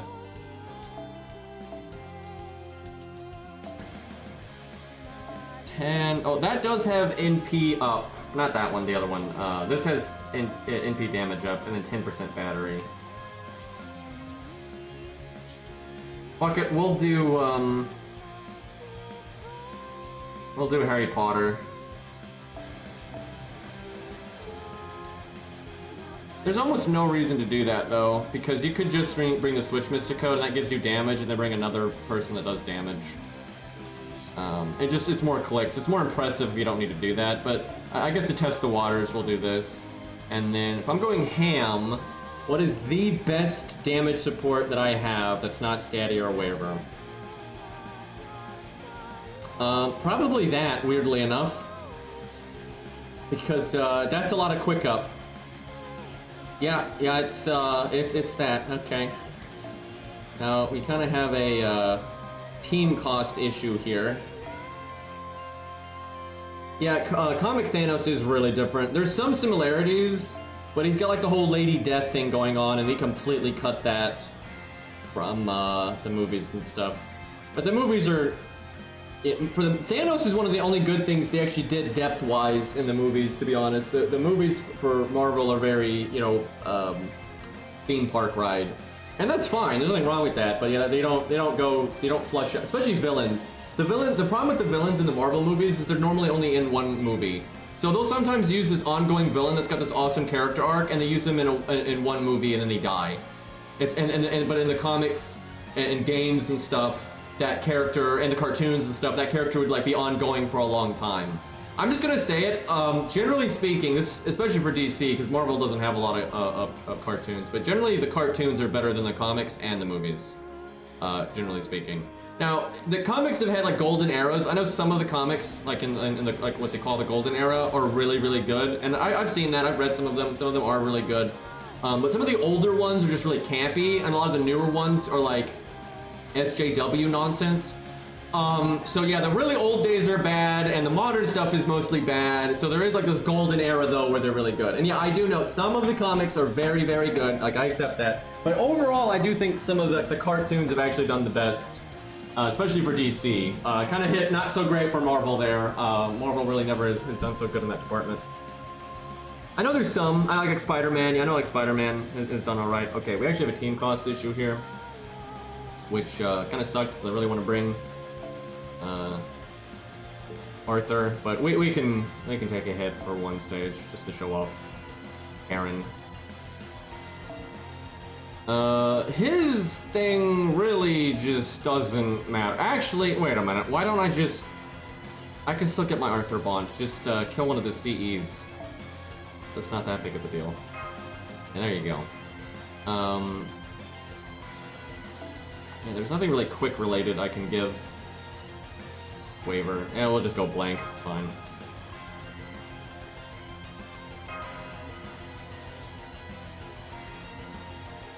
I have seen a few of some of the newer like DC animated movies. I know they've had like a whole continuity going on for like 10 years now, and that's new to me. But anyway, I've seen like 2 or 3 of them. I haven't seen a lot of those. I don't even know why. I mean, I just haven't really thought about it, to be honest, in spare time and stuff. So, if I had more free time, I'd catch up with like, you know, pop culture and shit like that. I just don't even. But I don't have a lot of free time. What free time I do have, I normally put into video games or hanging out with friends or you know, that kind of shit. So yeah, I haven't gotten around to a lot of that.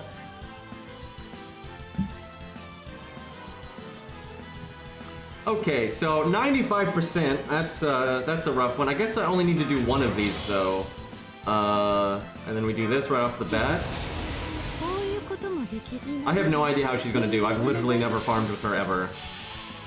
And I've never watched anyone farm with her. I just never bothered. Maybe we used her like one time for looping when she came out. I'm not really sure.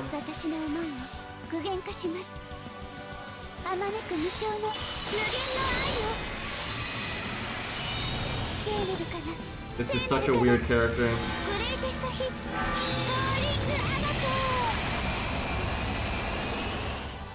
I have no idea what her damage is going to be like. We'll see. That was alright. That was like 52k a target, and we don't have a lot of our buffs. Okay, so she needs them to have 20%, which they do have. Because Waver gave 10%, and then they have their starting passives, so I guess we do this one. Oh no! You have to think, chat. You have to cast it the turn before. It has to be premeditated. I didn't notice. Okay, hold on. Let's see. So I think we do that so we can just switch him out. There's no reason to just have him on the team at this point. Fuck. So I guess we... Wait, what's better? It's better to not Scatty because Scatty doesn't give NP gain or whatever. So we do her because she's 20-30. I don't think she's 30-20. So the problem here is she only has 10%. I think you only need 10% though. That's fine. Okay, yeah, this was kind of sloppy, but I think we'll get it. Okay,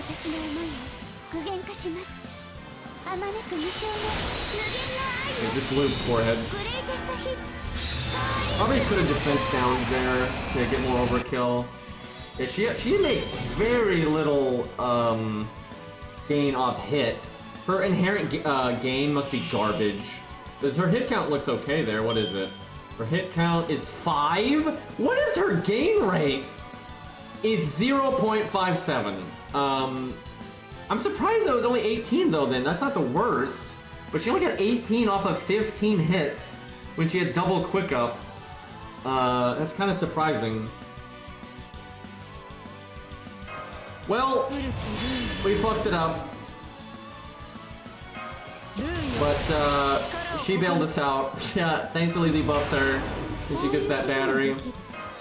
But that was definitely doable with without Scath. I'm pretty sure. Alright, well this final wave, it's only 2 enemies, so we don't have much of a damage test here. Also, we're on a Berserker. Yeah, they buff Scath to give battery. He's more of a support than Alex is.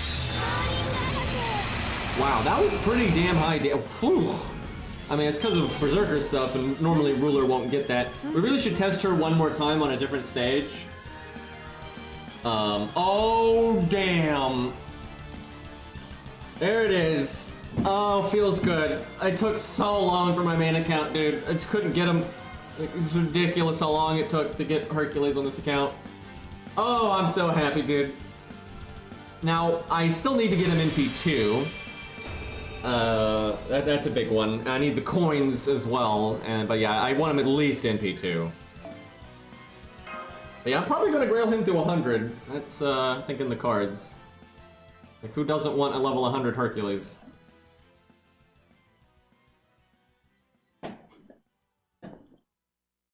Let's see how many coins I've got.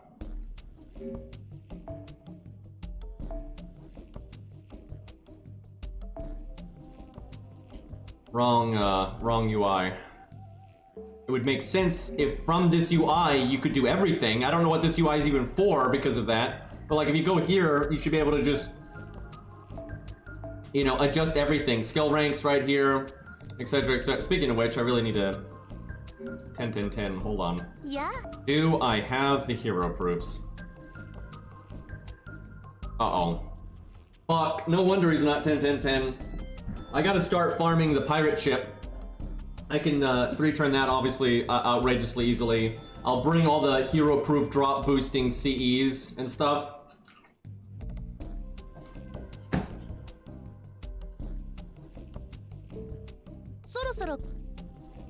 Are there any advanced quests? There's a few advanced quests I haven't actually gotten around to doing yet. I gotta check if any of those have hero proof rewards. Nope. Nope. Nope. Nope. I don't even. Oh, that must be Snake. That must be Snake Jewel. Of course. I think, isn't there one of these that we can limit break now? It might be the Dragon Tooth or something. Because once one of them is limit broken, you can slot it, and then ask your friend to slot it, and then you're actually getting an outrageous amount of drop rate up. That's gonna really improve farming, actually, once we have, like, all of these limit broken. I don't know why. I'm telling you, they're releasing these in an order to intentionally slow us down on limit breaking them. They're, like, rotating them in the worst, like, order possible. So it's just taking so fucking long. But I'll do that off stream, obviously. You can pirate ship farm 3-turn with just like 3 berserkers that all have triple buster decks, and you just like, you don't even have to look at the screen, you just like randomly smack it, and you'll pretty much always 3-turn.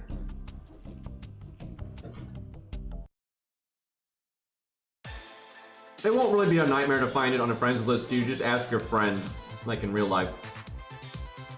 Right, or in Discord. That's the way to do it. It's like, hey, I'm about to sit down and really farm hero proofs. Can you slot, you know, whatever with the hero proof one? And there you go. You guys have friends? Yeah. I know. It's not even a meme. It's like, I think this is always really sad to me. I think a lot of people that don't have close friends, they feel like losers because they don't have friends. But a lot of it these days is just the change in society with like social media and everything else. It's made it a lot harder for people to make friends. But yeah, I know it's becoming more and more common that people don't have close friends. They have acquaintances. But yeah, a lot of people don't have close friends anymore, and it sucks. I think it's one of the worst things for society, actually. One of the best things in life is to have mates, so. But yeah, you can always join a Discord, you know, and just see if someone's got it. That kind of thing.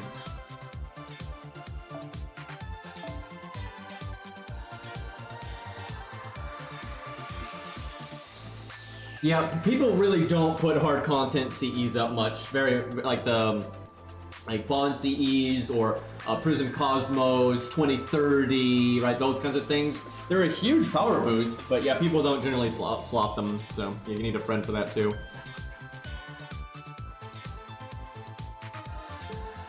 Let's do a different stage, because that one was kind of easy for Karen with the Berserker. Find something without the counterclash damage. Fuck, it's Berserker again.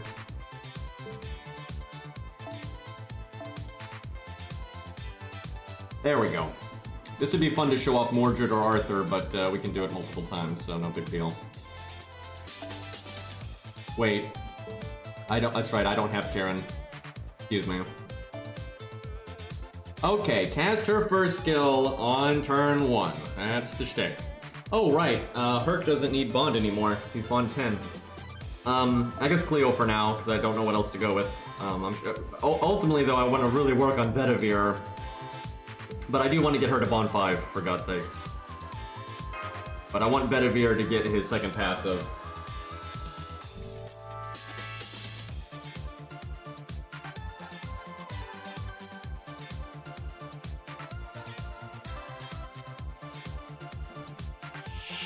It is pretty easy to find people online to be friends with, right? Because there's Discords and Reddits and everything for any interest you might have.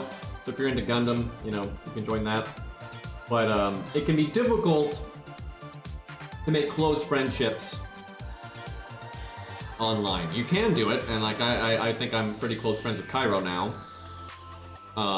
But it's harder, right? Most of my close friends are in real life, and it's not because I have like a problem with people online or anything. It's just harder to get to know people in that kind of way.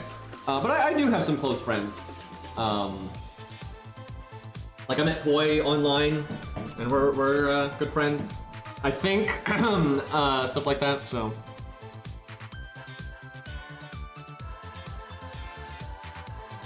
Met my wife online. How's that going? It's always wild when I got viewers that are like getting married and shit. Like Boatless Hose got married. Doing great. That's good to hear. I don't actually have a lot of friends that are.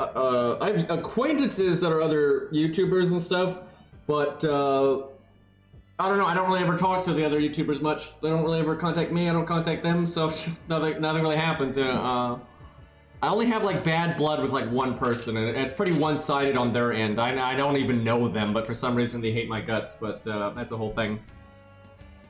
But yeah, I literally don't know them. I know nothing about them. So I have no beef, but I know they are always hating on me. So that's a thing.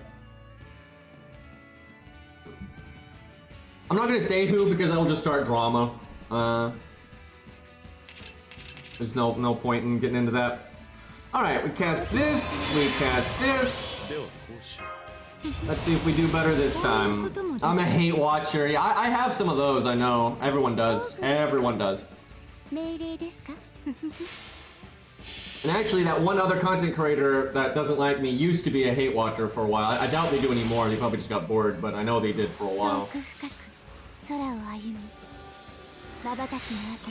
They would like, while I was streaming, they'd like, instead of using my chat and stuff, because they don't want to be like found, they'd have like their side Discord, where they'd like make fun of me as I streamed and stuff. That's it. Pretty much every streamer though, especially big ones. It's kind of weird for me because I'm not that big, but any streamer, dude, it's not rare. Every streamer with like 500 viewers or more are gonna have like hate watchers that make like hate watcher Discords. So they can like make fun of the stream in the Discord and like, you know, avoid the normies watching and stuff. That every big streamer has that.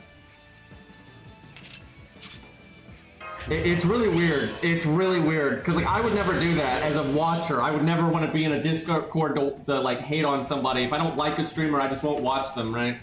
And I will say, it is like sometimes entertaining to occasionally watch like some of the exceptionally whack streamers, like you know, the famous ones that are like known for being shit, like you know, DSP or whatever. But like here's the thing: I know DSP has done, I don't know the details, but I know he's like doxed people or something, and like, you know, been very, very mean to other people and stuff. So but people use it as an excuse to like do horrible things to him, and I really mean this. Just because someone else out there is a really bad person or has done really bad things, that does not give you a free pass on being an ass. And that's what a lot of people do. They want to be horrible to somebody. They want to, like, actually bully someone. They want to actually harass people. And they look for the people that they feel like it's okay to do that to because they're bad. They're asking for it. They deserve it. It is so easy to find YouTube comments, Discords, Reddits, whatever, where people will say that kind of thing. Well, they'll be like, oh, all the hate that DSP gets, he deserves because he did this or that or whatever. That is shit logic. That is such shit logic, right? I'm not defending DSP or like Low Tier God or some of these like, you know, Wings of Redemption, some of these like famously, you know, asshole streamers. I'm not defending the stuff that those people have done, but that does not justify you being a terrible piece of shit. And that's what a lot of those people are doing, right? They're being such pieces of shit, and they try to like moral grandstand and act like they're not doing that. Well, you know, these guys are terrible, so it's okay that I behave this way. It's like, no, it's not. It's never okay to behave that way. But it's one thing to watch, you know, a shit show or a train wreck, right? Because like DSP or whatever you could describe as watching a train wreck. I don't think it's wrong to watch that kind of thing and maybe laugh, you know, at the kind of nonsense that's happening. But that's not the same thing as actually bullying and actually, you know, trying to spread hate and that kind of stuff. Because I'm gonna be honest, chat, even the worst streamers out there that I can think of that have done like the nastiest stuff, I'm deep down, I'm always rooting for them to become better. I mean it. It's weird because I feel like a lot of people feel that way. I don't think I'm rare. I think a lot of people would love to see a redemption arc of any of the famously shitty streamers. Like even like Low Tier God, who's one of the most hated ones. If he actually was like, you know what? You know, I've been really shitty and egotistical and unfair. I'm gonna try to do better, guys. You know, it's gonna take a while, but I'm gonna work on it. I think the internet would turn around so fast and be like, that's awesome. Go you. The trolls would be mad, but fuck the trolls, right? I think all of them are like that. All the famously, you know, hated streamers, if they really tried to become better people, I think the internet would rally behind them, because I think normal human beings, normal, well-adjusted human beings, which I think are most people, even when you're socially awkward and stuff, most people, they always want to believe that people can be better. They always want to believe no matter how bad you are, no matter how bad it gets, you can turn over a new leaf. And I think generally you can, and so that people are always rooting for that kind of thing. But yeah, none of them, very few of them ever do. Unfortunately, and I tell you, part of why though is because of the assholes on the internet. I'm serious. It is so hard to swallow your pride and admit you're wrong and try to like have a redemption arc when you're surrounded by nothing but assholes that are constantly making fun of you and constantly making you defensive. Because I can see that clear as crystal. I don't watch like these streamers much, but when I do see like Wings of Redemption or DSP or Low Tier God or whatever, it's just so obvious. They're just surrounded by people constantly attacking them, constantly nitpicking them, constantly making fun of them, constantly looking for a way to like get under their skin, just constantly. So they're ultra defensive. Like, of course they are. You're not gonna find a lot of humans on planet Earth that when they're like surrounded by that kind of stuff won't become crazy defensive and messed up. That's the normal human behavior. That doesn't justify the shitty things that they say and do, but that's just what happens. That's just human psychology. So I do find it kind of hypocritical when you have all these people like, oh yeah, they're terrible, they're never going to get any better, they're never going to redeem themselves. Meanwhile, all you're doing is harassing them and trying to make their lives terrible. I'm like, oh wow, I wonder how this came about, right?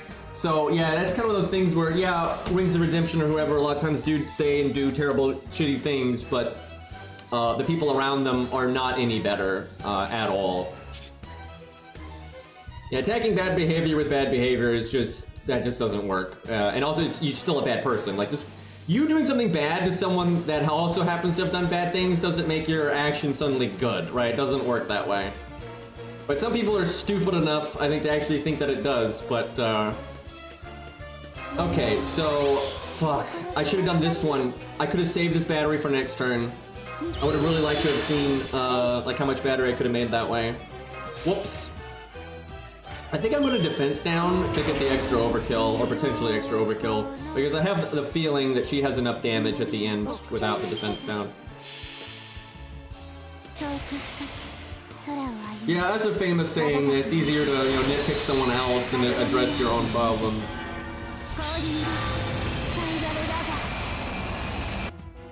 Yeah, it's like Old Testament shit. I think there's also though like Buddhist sayings like that and things like that. It's pretty old. There's generally a lot of versions of the same, you know, sayings. Yeah, she could have looped right here without Scuffed if I had not made that little mistake there. Although we would have had a little bit less MP gain because I wouldn't have had the quick up, but I think it would have worked. Alright, let's see the damage. She's got 100k at neutral. I'm pretty sure she can handle that.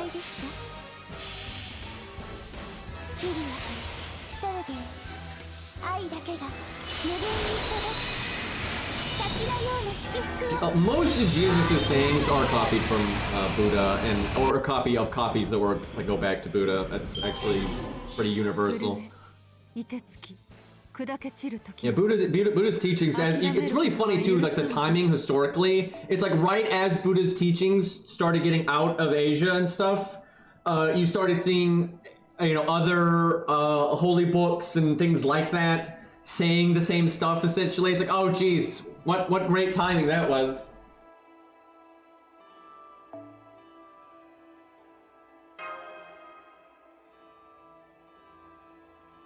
But yeah, the classics.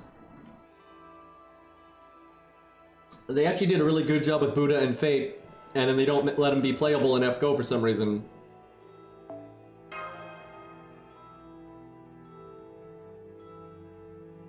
And, you know, I always try to give people some wiggle room because we're all flawed. You know, I get mad at people I should get mad at, and sometimes I don't give people the benefit of the doubt when I should give them the benefit of the doubt, right? So everybody fucks up, right? Everybody's gonna, you know, say something mean they shouldn't have said and that kind of stuff. But when you look at some of those streamers that are kind of famously toxic, and you look at like how much hate is around them and how many people, like, it's not a whoops moment. It's not like someone accidentally said something mean to DSP once. It's like they're just like stalking him and constantly trying to make his life miserable and things like that. But yeah, back on point, I had like one of those kind of hate viewers that was also a content creator, but I'm not going to say who it was. But I don't think, I haven't really checked, but I don't think they do that anymore. Because I imagine they would have just gotten bored at this point. But yeah, that was weird, because I'm a small streamer. But yeah, once you get to like, I would say, if you're actively getting to 500 viewers plus every stream, maybe even like 350 or so, but it's certainly around 500. If you're consistently bringing in 500 viewers, you are going to have not just hate watchers, because you're going to have hate watchers when you have 30 viewers, to be honest, but when you're like 500 plus, you're going to have an active community of hate watchers. You are just going to have it. You're going to have like hidden discords and shit that are you know, trying to make fun of you all the time, and that it's just, it is what it is, right? It's just that's the internet. And it's weird. It is. I cannot imagine doing that. Like, I cannot, like, even the people that I dislike the most, I would never do that. I don't even get it, because there are some, like, online personalities out there, or streamers, or whatever, that I'm like, from what I've seen of them, I'm like, man, I don't really like this guy. So I just don't watch them, right? I don't want to sit there watching some guy that I don't like, right? I don't get that. I really don't. Okay, let's use... See, we did full on Mordred. I don't think we did. Did we do Mordred and Arthur? I think I was going to, then I cut it. Charlie? Alright, fuck it. We'll do that. That's fine. The thing is, we're doing so much Quick today. Like, which is weird, because Quick, I feel like, has the hardest support to make it work. What do you want? Budgety? Not budgety? Because, you know, budget setups are normally very different, so it's kind of interesting. But yeah, budget or not budget. I'll leave it up to Mr. Isaac because it's his unit, but if chat wants to try to influence Mr. Isaac, they can if they wish. Budget Quick, yeah, I know, it's actually the hardest one by far. It's the hardest one.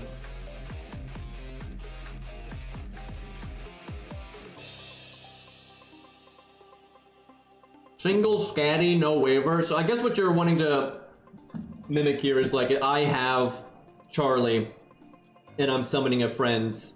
So everything's scuffed or budget other than Scatty, because I'm summoning a friend Scatty is essentially what that would be.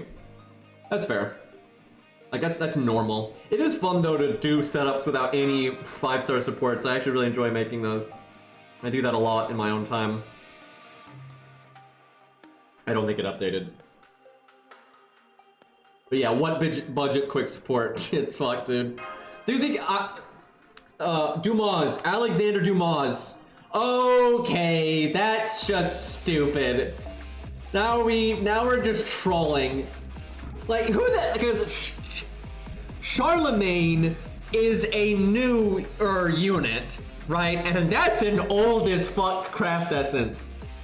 And it's one of the worst 50% starting in P craft essences too. That is super troll. Okay.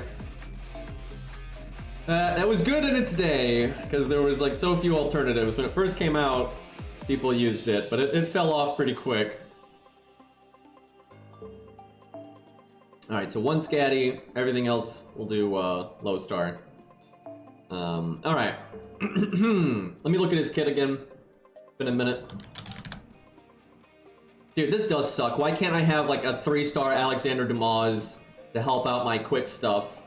Like, I have Alex, which is no battery, so it's not really that good. And when it's really a problem is when you need help with damage. Now, we're 120, so we probably don't need help with damage. So we probably can just focus on battery. It's kind of lame, though. You'll use a quick unit, and you use Zhu Fu because you don't have anything else to do. You're over here using the art supports. So he gives himself NP gain up. Right, he's got the whole thing where... How does this work again? It's like if he grants it to himself, he doesn't... He gets like NP sealed or some shit? Okay, hold on. Grants 1 ally invincibility. If self doesn't have invincibility, increase on MP in generation for 5 turns? Damn. That's good for challenge quest. Grant self on defense, activate buff. Okay, we don't need that. Grant self, heroic king for 10 turns. Blah blah blah. If self has invincibility, you get NP seal. So, okay. He gets the NP gain buff no matter what, right? So you just give the invincibility to somebody else, and you don't get NP sealed. I'm pretty sure that's how that works. We're getting Yu-Gi-Oh over here, though. And then we have a 30% battery. Okay, and that's it. Just for that. Okay. So pretty straightforward. It's kind of like quick Mordred, but not the overcharge. It is funny, to this day, I think Mordred is one of the better, like, AoE sabers. Like, it's so easy to farm with her, which we showed earlier. Like, it's just so fucking easy. And if there's a big chunky enemy, she's got the huge crits and the star bomb to set them up very easily. I mean, she's aged quite well.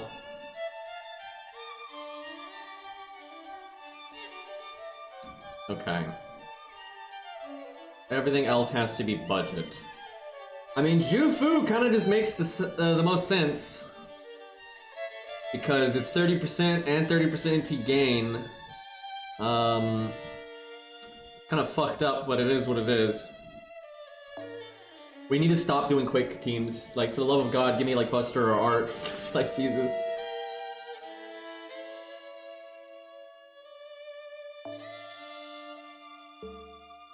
What's the other one? Because surely he's going to have to use Switch. The only time you don't use Switch is when you bring another DPS, if you're budget. Like, if you're budget and you have 2 good DPS and, like, a Rosh or whatever, you can easily not have Switch. But if you're going to do single DPS and you're not going to use a lot of good supports, you're going to have to switch. We could do a Nero setup. Although, I really would like to do some Buster, just because, like, Chin Gong and all that. It's a whole different route. Could do Hohenheim again. I don't know how Loop... What's his hit count? His hit count is... 12? Hello? Wow, he's way better than Karen because his gain rate is almost the same as hers, but his hit count is so much higher. I almost want to do a Hohenheim just for the lulz, just to see what kind of gain... Okay, I'm doing it. I just want to see what the gain is with that much NP gain up. Like, his NP gain rate is actually pretty low, but 12 hit count is so high. Like, Jesus. He could NP and maybe do wave 1 for us, but probably not going to be necessary. Look, it's old, just like this. If you have this, you probably have this. Although, unless you got this from the Liz event recently. But it's not gonna matter. I don't think it'll have any real impact here. Besides, here, we'll do, Bond or Arthur. I'm actually pretty excited to get Arthur Bond 11 because then I get all 3 of his passives.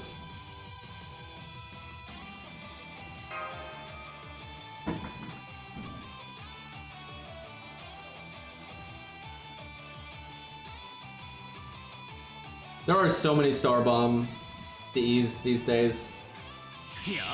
Golden Carp, though, is still the best one in my opinion. Alright, so we're at 70%. That means you... Okay, see, Ho and I might be able to do this, but let's not. We'll just switch right now, because we have exactly 30%. That's too good. Although, wait a minute. He has his own battery, right? Yeah, he could NP right now, if he wanted to, but I think we'll just do that on the next one. That way we get NP gain now. I'm actually pretty excited to see this much NP gain up on a 12 hit count. I think I can do his 3rd skill. Let me check on that. Let's see. His 3rd skill is quick up, and yeah, nothing else that would be a problem. It lasts 3 turns, so I'm not whipping anything. Alright, let's see the goods.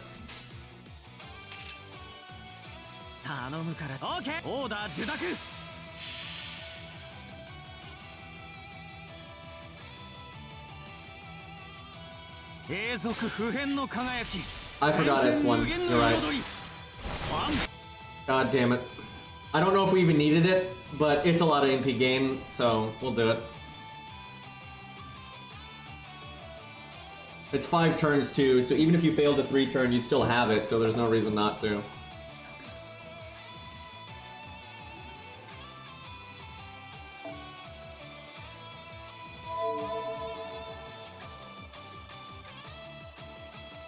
Yep, game crashed. You know, emulator instability, something.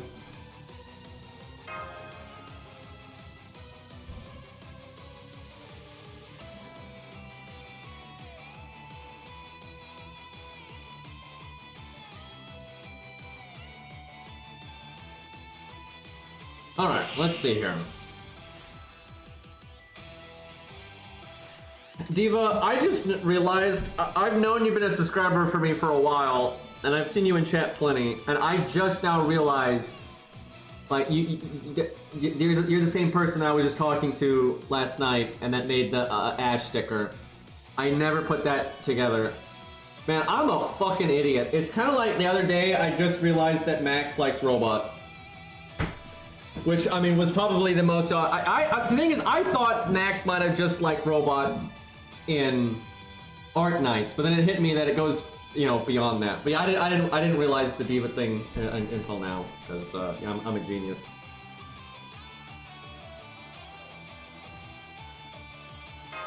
Okay, more NP game.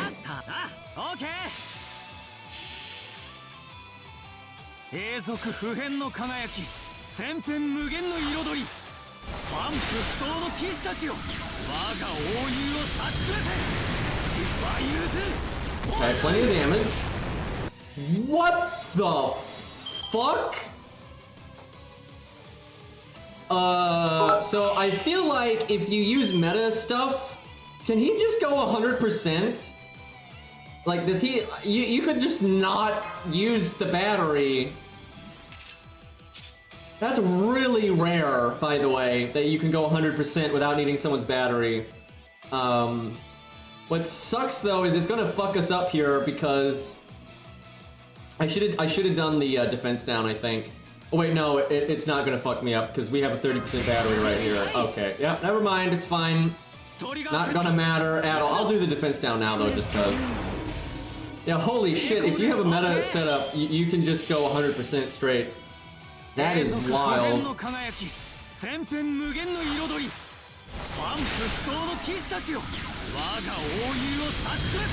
That's pretty cool. That's, look at that, 94%. That's so close. Wait, if we had a better CE, we could do it. Like, that alone would do it, because this CE is flaming hot garbage. Because yeah, that is... We made so many stars, dude. Oh my god, that's ridiculous.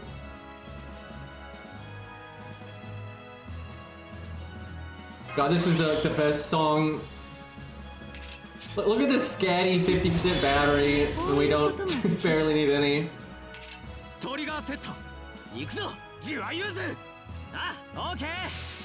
Guys, see, Charlemagne is Hercules approved. Got the music.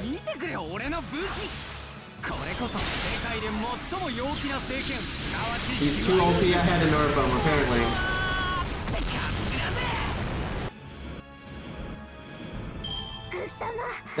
That really is something.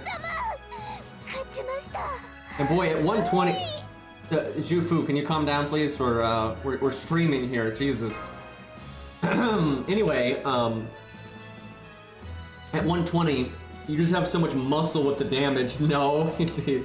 But you have so much muscle with the damage, you'll be able to farm a lot of stuff that way. So, what do you farm with mostly, Mr. Icy? Do you use Morgan a lot, or or him, or both? Because I guess you could use both of them potentially. Because Morgan's got some team battery. Yeah, that was fucking wild. That was way stronger than I was thinking. Morgan double beach, the classic. Let's see. Romulus is kind of hard to use for farming. You kind of, well, regular Romulus is fine, but you kind of have to use Beach and stuff, which I don't want to do, so.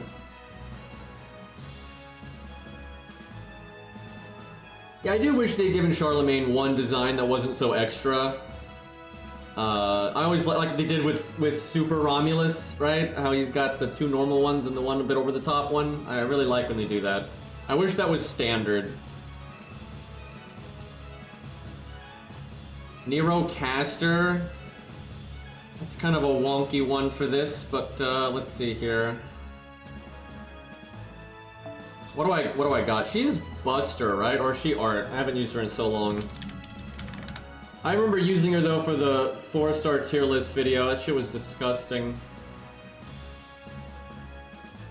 She's Buster. That's what I thought. Just making sure.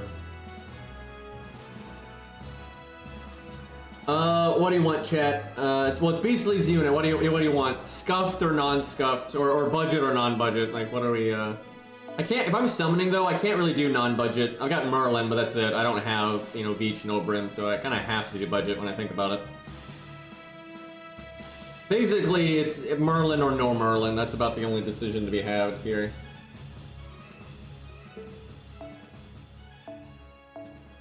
Chat, why do they do this? Like, when you go to remove a unit, let me just add whatever. Like with him, if I want to figure out where to remove him, okay, the remove button's in the middle of the screen. Okay, now over here, it's not in the middle of the screen now. Now it's over here. And it used to not be like this. It used to always put the unit that you were like targeting in like the corner. So it was really easy to do that kind of stuff. But now you have to like play Where's Waldo every fucking time you want to, reselect the unit for whatever reason. It's so dumb.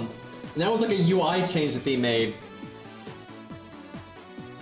Do it as fast as you can, like so at least clicks, I guess?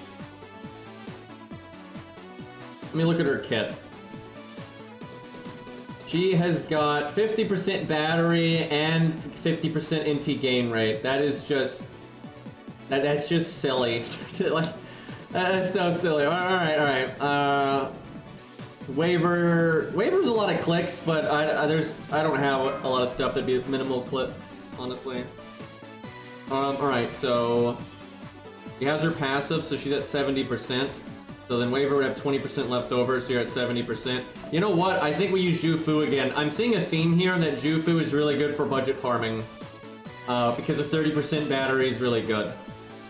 And if we need damage, then you could do like Shakespeare at the end. But yeah, I'm definitely seeing a theme here. You know what? I might actually use Scatty though, just for the battery. If we're not doing budget stuff. And because she does so much damage, I don't think she really needs a card color specific support. Like if you were using Castoria, that'd actually be ideal, I would think, because you get the NP gain buff and the 30% attack up. It's better than Scatty. Not that the NP gain buff is really going to matter in this, but yeah, the 30% battery is just really useful here. So quick as possible would definitely be no switch, but I would need like Oberim to not have switch, but I wouldn't use him even if I had him.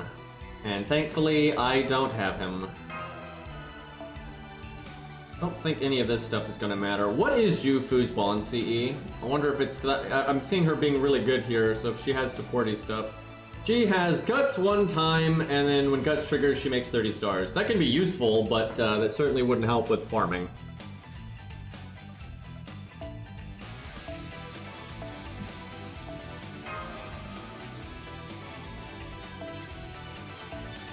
He's not gonna need a CE for anything.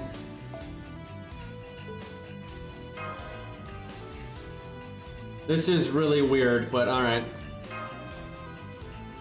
Yeah, 9 gale support if you needed damage. But I'd probably just use Merlin at that point. I probably could just use Merlin anyway, though. Like 20% might be enough. Depends. Let's see what happens here. She'd probably be best with a Raj clearing away for her. I feel like that'd be the easiest.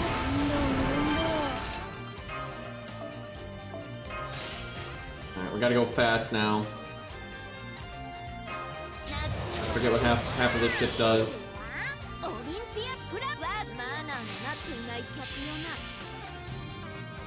Should have started a timer as soon as the stage loaded. This might be in slow-mo though, so that's not really fair. I don't know if I've used her since like that update.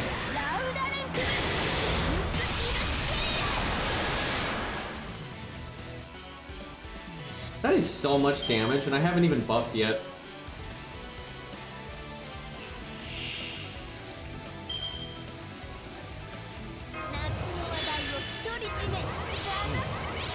Fuck, don't you have to be at low HP or something? We didn't actually get that, although I guess it wouldn't really matter here.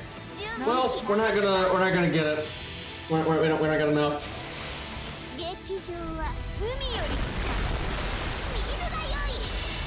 I don't know what that is.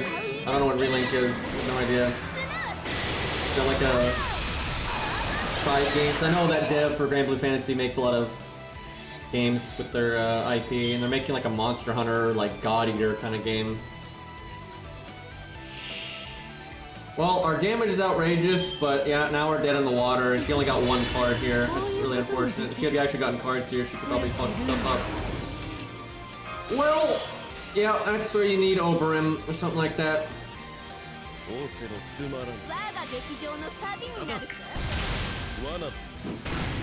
But really what we should have done was just a Raj wave 1. That's just absolutely the way to go with her.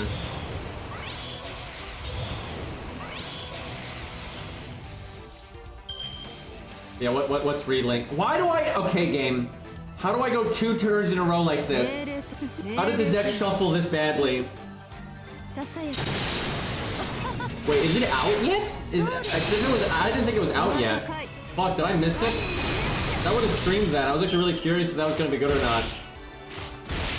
Is it already out? Oh my god, I am so out of the loop.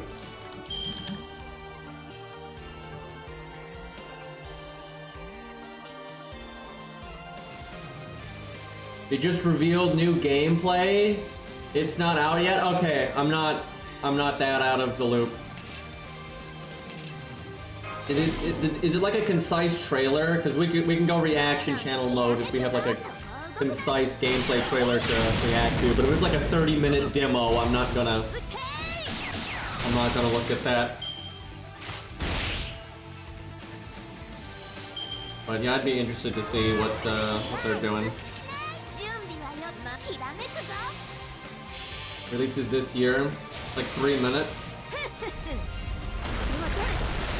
I might do that like when I do my bonus stream, like later. I'll probably look at it then.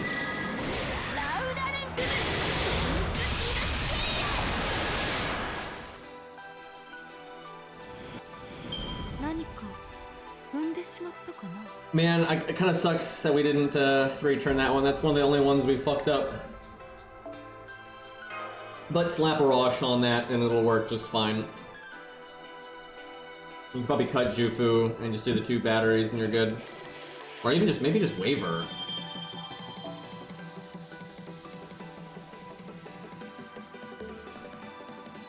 We're actually getting through these free quests though, it's nice. Getting all this SQ. Stockpiling for the future here.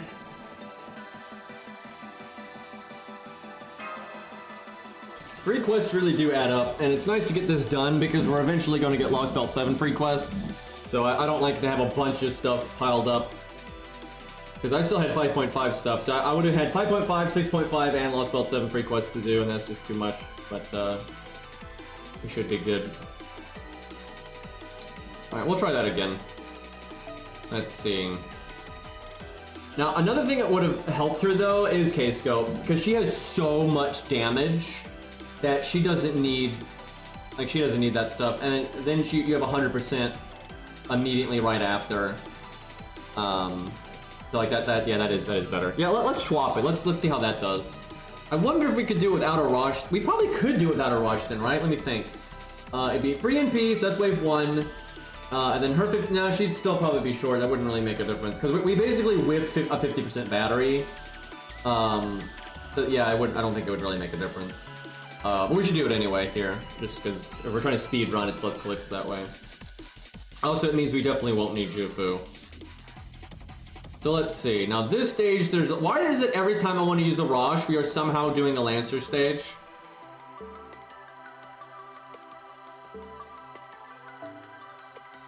Like, don't do that, game. Okay, there we go. That's better.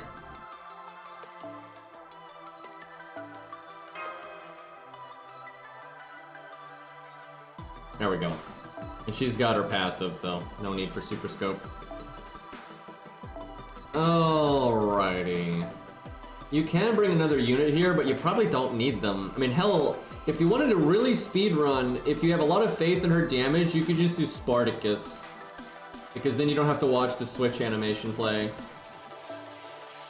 Like, you'd Spartacus this one, then she freebie NPs, then you, passed up NP. That's less clicks, less animations. However, the final wave might be sabers or something. She might need the extra damage. Okay, here's what we're gonna do. Funnily enough, though, if we use Spartacus, we could actually do that other stage, which we should probably do. That way, we could use a rush later if we want to.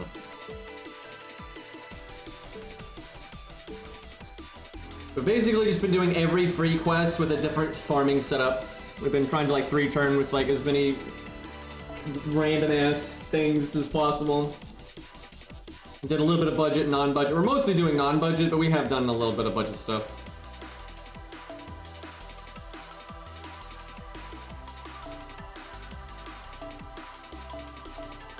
And Beastly just wants this to be as fast as humanly possible, so I'm gonna minimize button clicks here. Okay, that's probably as good as you're gonna get it. The nice thing about this is you could bring an extra character for Bond if you wanted to. Assuming everything goes well, which it might not.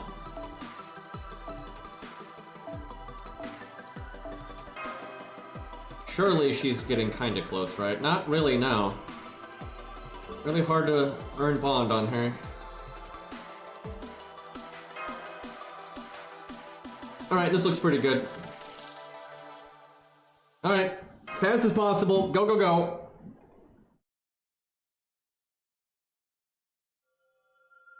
Gotta be ready to click here. Cool. A real VWAP. Wanna try one on? Surely he can do 28k here. I think Grail would really help here. It's like level 70. Oh no, that's fine. Okay, no, that's fine.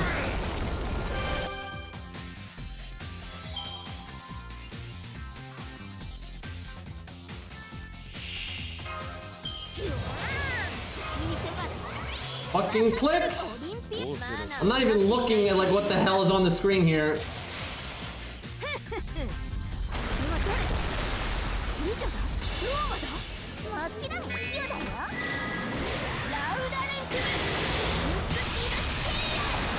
Plenty of damage.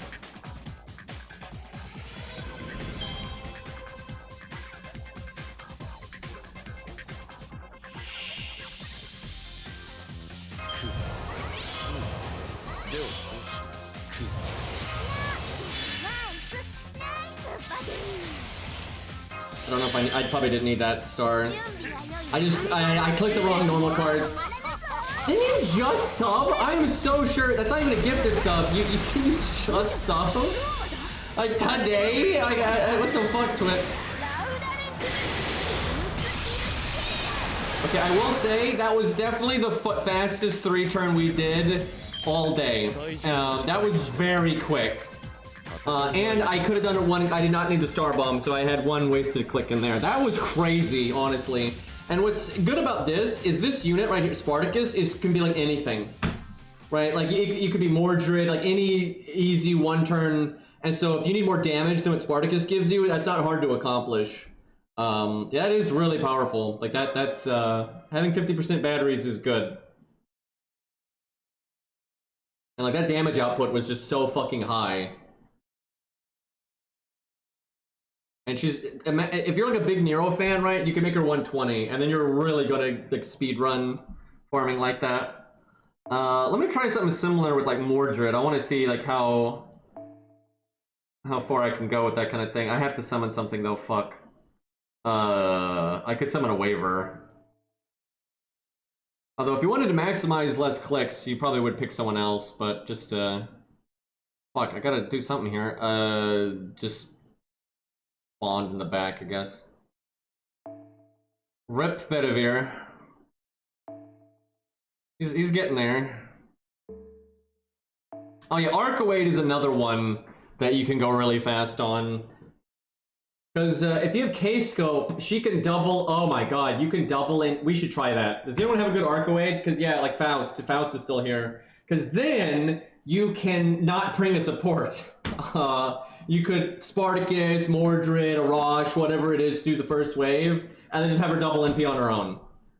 Now, on harder stages, the enemies are probably going to have high enough stats that you're going to want a support in there just for the damage, but we actually did Nito Avenger a lot the other day. Her problem is just damage. Her damage is not really high enough to go like crazy, but she can still farm really well, no doubt. Alright, let's see here. My stuff is all screwy. He doesn't even need that though because I got the passive, but okay, we have so many 5 stars on the team here. I gotta cut something here.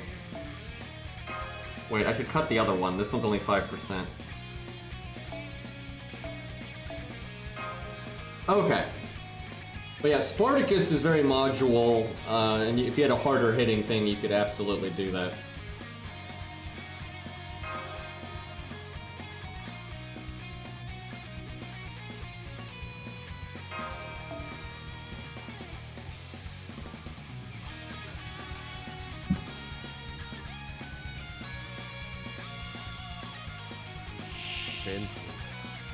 I forgot where to click!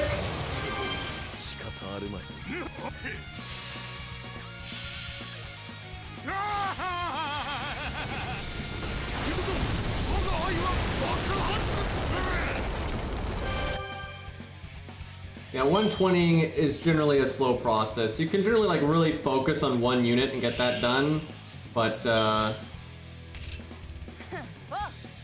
you know, doing it for a bunch of units is just, you're not gonna be able to do what, like anything. I wonder if I probably should have busted her up there. I wasn't really thinking it could be a problem. We're not sending Bolt to the next wave. Oh, it's a Berserker. Oh, it lived. Oh my god, and I picked all these cards. Fuck! Yeah, I should just bust her up there, because the next turn we have waivers buffs, and the other buster up, so I didn't need to do that.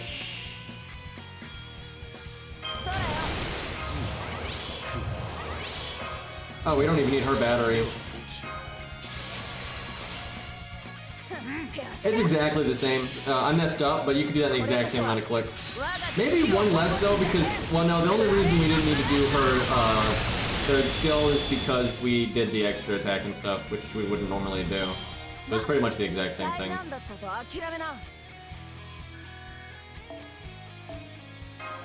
Okay, well that's the thing.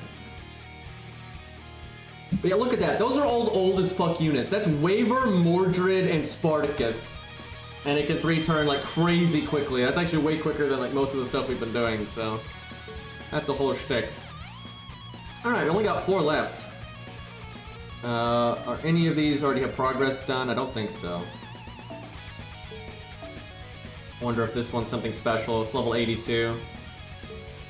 I'm gonna be right back. I need to get water. I thirst.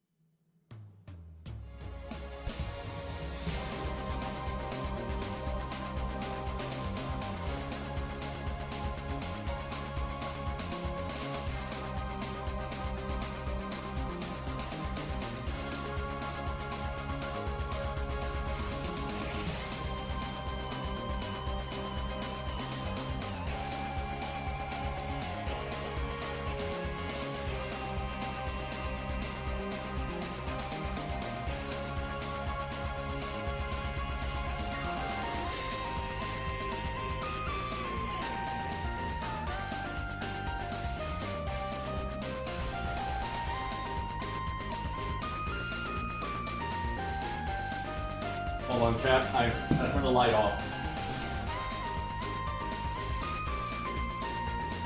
I wouldn't want to waste electricity now. What would Tesla think?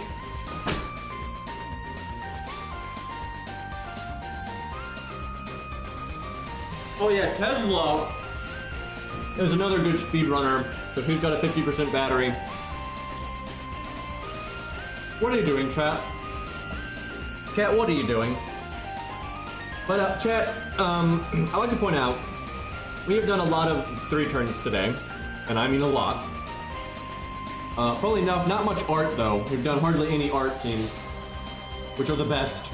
But we've been 3 turning with scuffed stuff, non-scuffed stuff, budget stuff, non-budget stuff. Right? It's all 3 turning, and again, we're not being super meta because we're not using like double Castoria or anything like that, and we're still 3 turning really smoothly. I mean, for God's sakes, those last 2 were outrageously fast, right? And all old as fuck units. So why is the FGO community constantly arguing about farming and wanting farming tier lists? What the fuck am I gonna? Who's gonna make a farming tier list? Everyone, actually, but like, why? They're all 3 turning, okay? Like, wow. Wow, this one does it in 7 clicks and this one does it in 8. Oh shit, right? It's like, it's so ridiculous. Right, you got people getting mad when a new unit comes out because they're not like quite as good as 3 turning as this other thing, and they're like, oh, that's so lame. It's like, what? Who gives a shit? Like, the farming is the lamest thing in this game. My farming efficiency. I think it's people just being bored and like trying to make farming a big deal just to have something to talk about. But it's like, for Jesus Christ, go talk about challenge quests or the story or whatever. Because again, we're 3 turning so easy and we're not even using the super meta stuff, for God's sakes.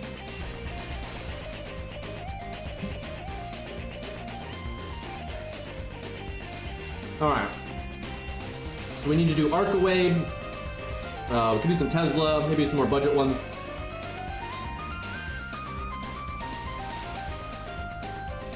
I can't send you an invite. I'm probably full. It's always like that. Let me see if I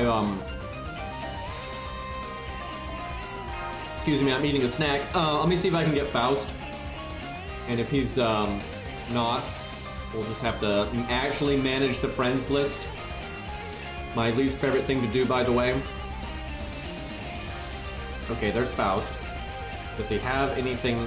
We're going to want K-Scope, though, if we're wanting to show off nonsense. Wait, he probably has it in the all slot. I know what he's about.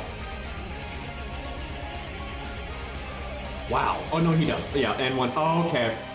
Look at this shit. That's a 120 Arcade with a super K-Scope. Alrighty, that's a thing.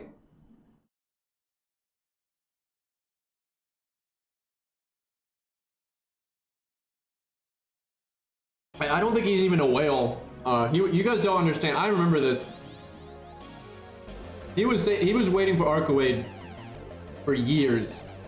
Years. Like, he was always just waiting for Arcade, like, for all of FGO's life. So he was fucking ready. Just because you see a really maxed out unit does not mean it's a whale. Not even it can be, but like, I have one 5-star at NP5 and I'm not a whale. I didn't spend a penny on it. Now I only have one, right? And eventually I could probably get a second one. Maybe even a third if I get lucky. The only way it's like obvious they're a whale is if they've got many NP5 5-stars. But like, for example, I'm free to play, and although I've done GSSR, but I don't think people really count that. The one NP5 5-star I have is Mordred. That's the only one I got. I got one on my ult account too, though. Actually, I have it on 2 ult accounts, and they're all free to play. Although, admittedly, one of them is just outrageous luck. And that's the Herc account. My Herc account got NP5 Lion King in like, what, 350 SQ? That was like the dumbest thing I've ever done in this game. I've never had that kind of luck ever again. That was so insane. But yeah, I've got one NP5 on the Herc account, and that's completely free to play. It doesn't even do GSSR, not a damn thing. My regular ult account has very rarely done GSSR, but it's done it occasionally. And it has MP5 Achilles, and then MP4 Gilgamesh, but that was just pure saving up from back in the day. And I could have MP5 if I wanted to. And then yeah, my main has Mordred. But yeah, all free to play, and it's totally doable. And also you gotta remember the game's been out forever, so like a big sign of a whale used to be having like a bunch of super scopes, but I'm free to play, and I now have 2 super scopes. Now I only have 2, and I'm pretty sure it'd be pretty much impossible for me to have like 5 or 6 without spending money. But you know, I've been playing the game for what, 6 years? Something like that. And yeah, I got 2 super scopes. It happens. But yeah, I see a lot of people, you just see like something really rare on a 5-star, and they're like, oh, it has to be a whale, but it's just not really the case. Especially with how long the game has been out. Oh, great! I'll prove it. All right. I got all this SQ. How do you show? Isn't I don't want to accidentally summon. Isn't there a way though you can show? I know when you have like a GSSR, you can see the stuff, but I've got like 3 paid SQ from like a GSSR a long time ago, and that's it. I'm afraid to click anything. Does it show you when you click? Because I don't want to accidentally summon right now. That'd be really shitty. Just click once. Okay, we'll go nice and slow. I don't want to accidentally do a story summon here. Although, if it got me coup, I would do it. Like, if I knew clicking right now would give me coup, I would click right fuck now. Yeah, I've got... I don't know how you read. I think I have 9 paid SQ, and that's just from GSSR leftover nonsense. So, you know, I essentially have 1,300. And I just, it's not like you can't do that. Anybody can do this. Right? Anybody can just save up for a while and get a bunch of SQ, and then roll it all on a banner and get MP5. I mean, anyone can do that. Yeah, actually, Ziggy, I think, is free to play, and he's got more than I do. I think he's on like 3,000 right now. And new from chat, they saved up 2,000 SQ for Edmund. It was all free to play. Also, coincidentally, they did not get Edmund because there was no safety net back then. That was a good time. That's actually the chat. Imagine I used like 350 SQ, and I got NP5 Lion King, right? Now maybe it was 400 SQ, but I think it was like 350 or so. But we'll say 400 to be generous. So about 400 SQ, and I got NP5 Lion King, and I didn't even really care, to be honest, right? I was like, it's whatever, right? I get what I get. And that was an alt account that I had not been saving up on very long, right? New was saving up on an A because of clairvoyance for Edmund for ages, right? Got up to 2,000 SQ, right? Doesn't get a single copy. That's why we needed a safety net, which thank God we have one now, even though it's not that good, but at least it's something. Yeah, the one time I spent money was Edmund. That was one time I spent money on this game, though, was Edmund. Because I did not get Edmund, and then like 2 people in chat threw a ridiculous amount of money at me to just roll, and I was like, fuck it, I'll do it. And we got Edmund, though, funnily enough. So that was the... Edmund is not free to play on this account. Although I think I've gotten Edmund again since then, I think. But yeah, chat subsidized my bad habit there, but that's why I don't stream my main roles anymore, though. Because I will be salty. Right, if I save at 1,500 SQ, trying to get like Green Knight and I don't get them, I'm gonna be salty, right? And that's gonna make people feel bad and like want to donate, and I don't want to do that, right? Because I'll cool off, you know, in 20 minutes, and you're like, yeah, well, I've got my 120 coup, you know, there'll be another chance later, right? And it'll be fine. But then chat feels bad in the moment and throws a bunch of money at me, and it's irresponsible. Is what I'm getting at.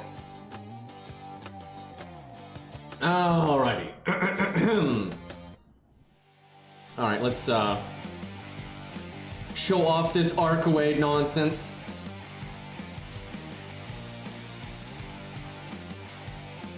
Actually, though, real quick, we can actually inspect and see how whale-like...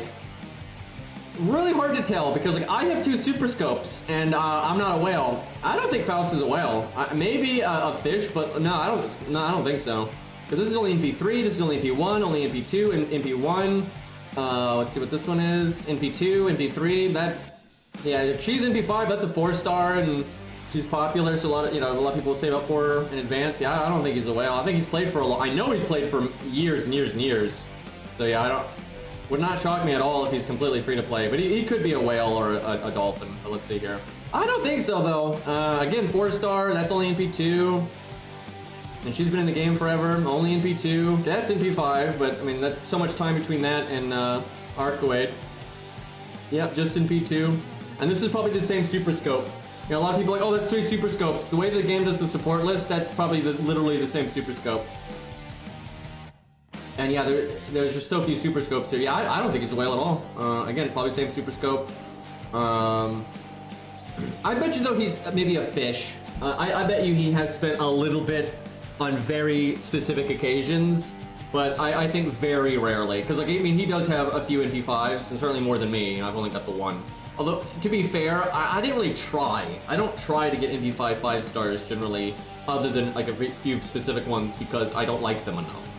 I'm normally rolling on like whatever the fuck 4-star and things like that, so I probably could have more NP5s if I cared to. But yeah, I suspect he's like maybe a fish or a baby dolphin, but yeah, I don't think he's whaling really. Anyway, not that it would matter if he did. I mean, the only time it's bad if you're whaling is if you're irresponsible about it or using money you can't afford, that kind of thing. Right? Like some people really are being like gambling addicts and it's a problem. But you know, however people want to spend their spare income is none of my fucking business. I think you need 900 SQ for the safety net, but summon tickets count as well, so it can get kind of awkward.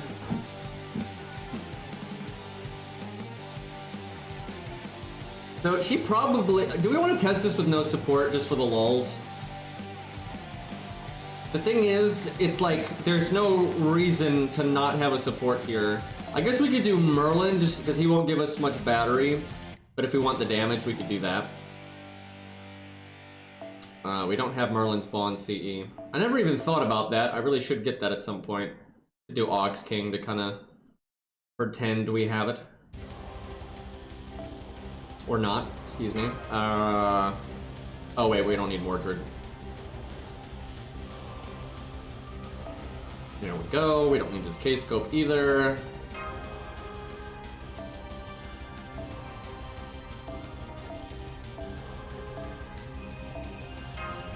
Look at all this stuff. There we go. Bond for days.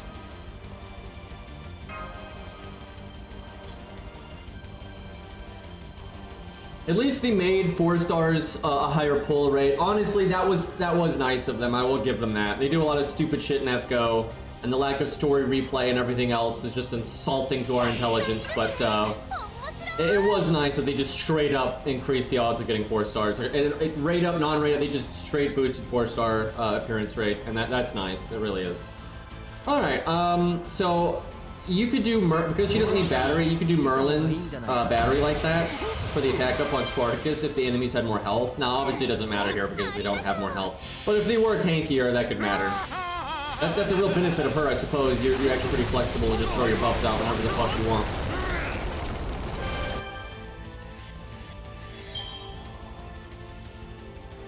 I don't think it was just for Rasputin's banner. Am I crazy? I thought it was all of them. Yeah, I'm pretty sure it was just a generic change. Yeah, I don't think, Rasputin didn't have a 4-star, did he? Yeah, I thought it was just a generic change. Sometimes you gotta read the fine print, though.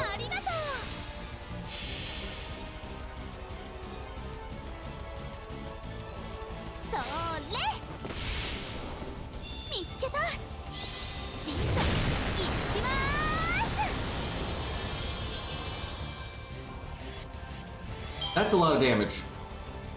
That is a lot of damage. 120, and we got Merlin stuff here. And then look, we click this button and we just get all of the things. And now we can do even more damage because now we got the attack up and the other buster up. Actually, wish the enemies were a bit tougher. It looks like 120 5 stars are just crazy stats.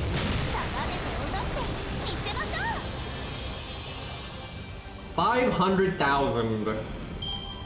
Yep, and you can do that in very few clicks. I like how we have 2 stage buffs. That's very silly.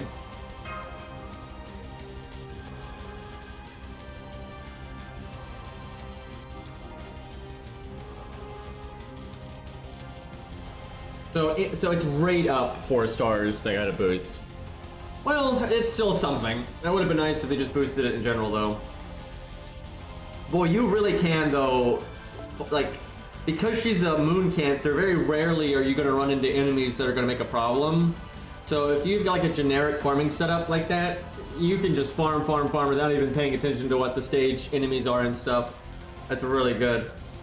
What else do we want to do? I mean, Tesla's another unit, though, that can play this way, and this is why Super Scope is so good. Although, now you don't need Super Scope.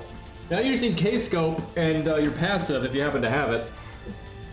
But yeah, Tesla's another unit that can do this kind of thing. Let's see if we can do it here. Why not? I have to summon something, though. Oh, here we go. We can do that. And then we can just,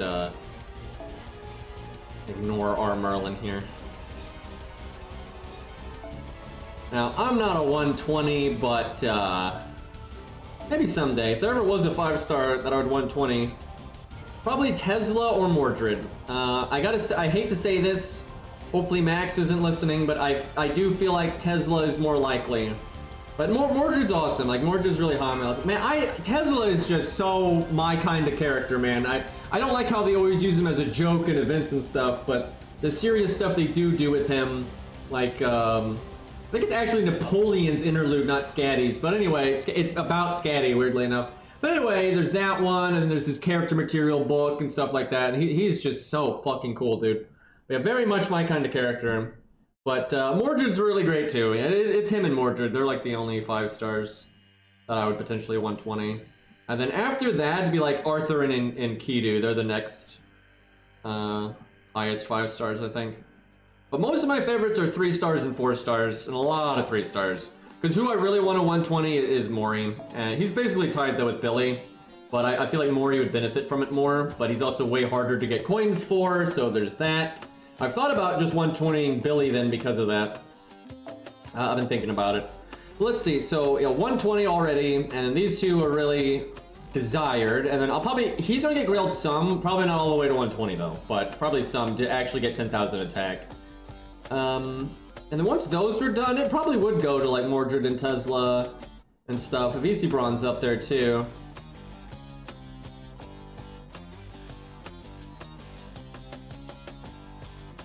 How many Billy coins do I have? I don't know. Let me check real quick here.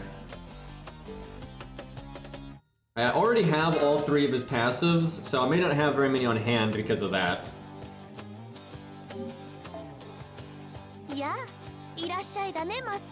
Where like Ku, I don't even have his 3rd passive. That's 120 coins I'm still waiting on. Oh wait, actually I don't. I am 5 short on this one. This is like anti-Rider though, so it's not that good. Although if you do have Billy at 120, and then you have this anti-Rider thing, you're gonna fuck up Riders really well. So it'd be worth getting at that point. But I might go for the 120 first, I would think. Right now, I don't make any grails out of the excess coins because I don't want to do that until almost every like free-to-play unit I have has every single passive. And then if I even maybe would 120 them, because here's something to keep in mind. They're probably going to make coins easier to get at some point. They even said that. So you may end up 120ing some characters that you didn't think you were going to originally, right? So I'm gonna be pretty careful with it. There's no reason to do it. But eventually, it's like, for example, she has already got all 3 of her passives, and she has 120 coins. So once she has even more coins than that, and I might as well. But there's no point in doing it right now because it resets every month. So if you do half of it, and then it resets, you lose it. So you have to do it all at once, and there's no way I'm gonna have that many coins right now. But yeah, I don't even care about it that much, to be honest. Yeah, it's not something I plan on using for a very long time.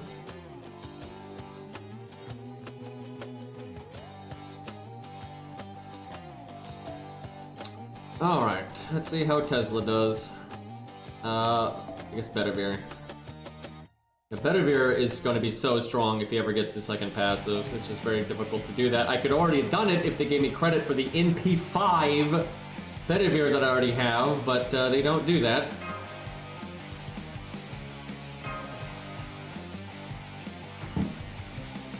Man, I wish they had done a rerun this month though. I could have farmed on like the Steno account or something.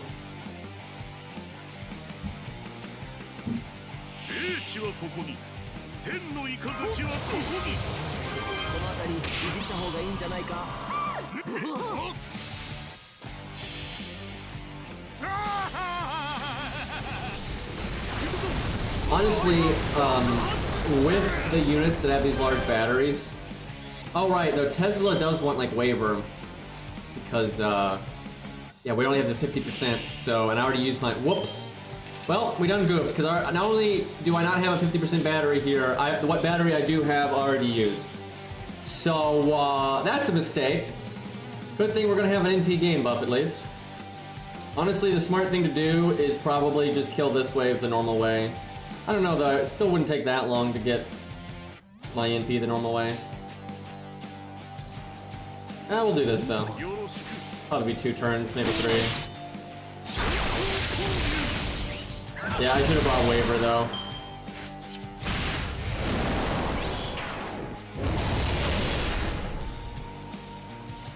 Mistakes have been made. Not the best hand there.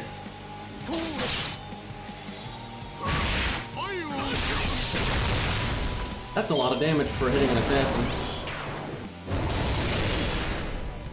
At least we get to see this cool guy's attack animations. Although we never got the crit. Not a single buster card. Berserker's inherent crit chance though is crap. It's like 10% or something. Oh god, did you all just finish? I was hoping you would finish that on an Art Night stream. That's rather undramatic, but yeah, looks like Phantom E1's done. I don't even know if I've got the max to E1 him. I probably do. I normally get that stuff done in advance, but I kind of forgot. I like how now I'm not even using my 50% battery.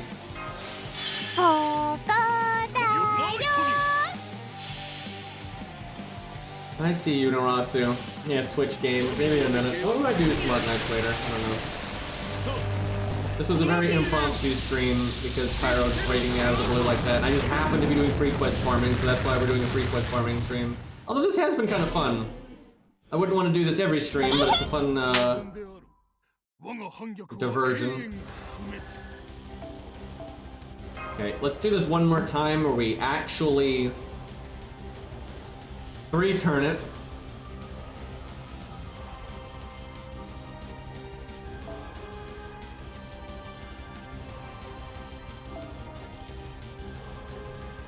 We'll just, yeah, go with waiver. That's fine. Gonna bring my own, but now I get to bring more back row. One nice thing about Tesla, if you're gonna make him your, like, strong arm farmer, is he does get that anti-earth and sky, which comes up pretty often. It's not the strongest niche ever, though, and obviously Gil's better, but Gil's a 30% battle rate, not a 50.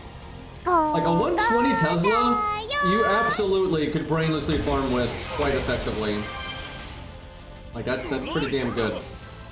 And you could also make the Spartacus, depending on, like, what units you have, there's some rarer stuff out there that could do more damage than Spartacus on turn 1, and then also potentially buff Tesla with, like, an attack up or whatever, so you're able to strong arm even more. Chat really on about the cruise.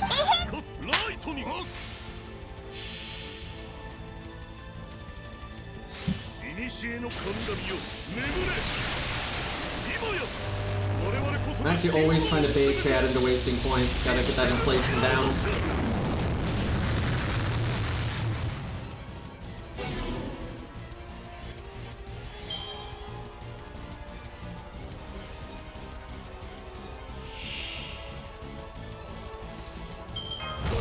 Alright, let's do the damage. He's counter flashing, You're not that guy, pal. so you don't. You're not that guy. I don't need the buster up, but I just want to see the damage for the fun of it. I'll take my points to the grave. How many do you have? Because I don't see Beastly redeem much. Not even a Dark Souls hello.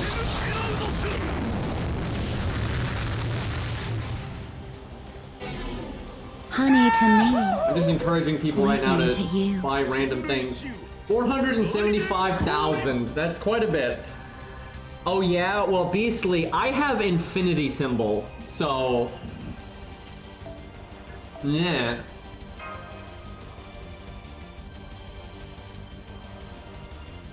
Look at this chat. I can just I can say hello here and it doesn't even faze me. Hello. I love that one so much. Oh shit, chat. I didn't even know. I had no idea this had one of those. Level 84. Oh damn, that's actually higher than this one. This one's 82. It's rare that free quests have a level that high. Let's check that out real quick. I want to see if they did something special with that. Chat, why when they make these, why aren't these always good? Like why aren't these things like Shadow Hercules? Right? Now obviously Shadow Hercules is easy now, but that's because we're so much stronger. Right? Like Shadow Hercules was so much harder than anything in Fuyuki. Why don't we have like a hidden challenge quest in every place and then you can replay it? That'd be really nice. Well, this means though we have another SQ to be had here.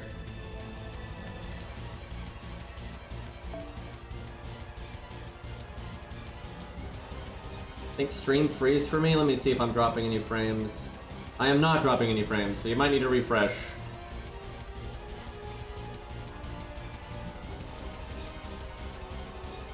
Alright, what are we looking at here? Oh Jesus. Talking about strong arming. Now, there's a real chance that this stage is not going to be 3-3-3. So this like really straightforward strong arm tactic we're doing might not work anymore. But, you know what? Hold on here. We can do this kind of thing. Now, there's not much reason to bring Tesla, but he is cool, so I might bring him because of that. However, there's riders, so if you wanted to be like really smart, you would bring an assassin or something. but who needs buffers though? Although we could probably get away with just 2 DPS and 1 buffer. That is normally the way to go. I wonder if Arthur and Mordred could strong arm the riders. Let's see here. Do Waver, do Merlin. We can do Merlin, we don't do that much.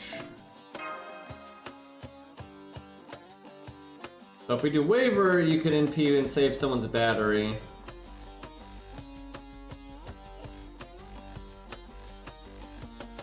Yeah, we'll do Waver. Besides, he's a classic. I'm sure more people have Waver than have Merlin. Alright, what do we want Bond with? I mean, still Cleopatra if I've got the team cost for it, which I might not, because I'm kind of throwing 5 stars at the screen right now.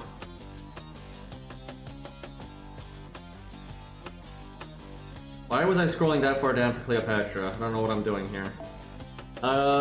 Who needs Bond? I mean, Mori, yeah.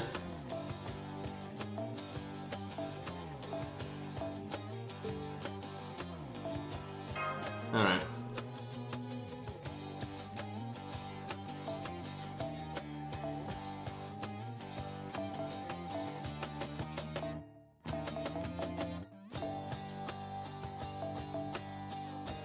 Yeah, that's the good shit right there, chat.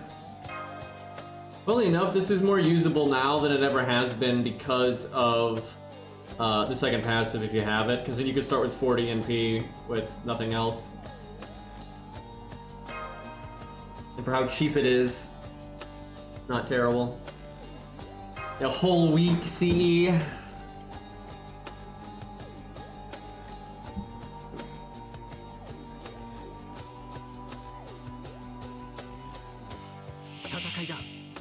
I mean, best buff, it's like, you have best as in how much value they added, and then best in terms of what's the funnest and whatnot, so there's like no real barometer. Okay, that's only 30k on the enemies here, that's a little disappointing. I guess that's fine. But like, you can't, I don't think you can really rate how fun a unit is off of just a buff, because like so much of what, like generally the buff is not going to outweigh their original toolkit, so it's more like what characters are the most fun, and I don't really have a one character that I think is the most fun. I mean, there's certainly characters though that I like more than others, no question, but I can tell you that what wasn't a good buff though was Mori's buff, Kiyohime's buff, Jekyll's buff. Those were not good or fun. Very much the opposite. That was super shit. Well, that doesn't exactly work out the way that I wanted it to, but oh yeah, his buff lasts multiple turns, that's the thing. Grab some NP gain here.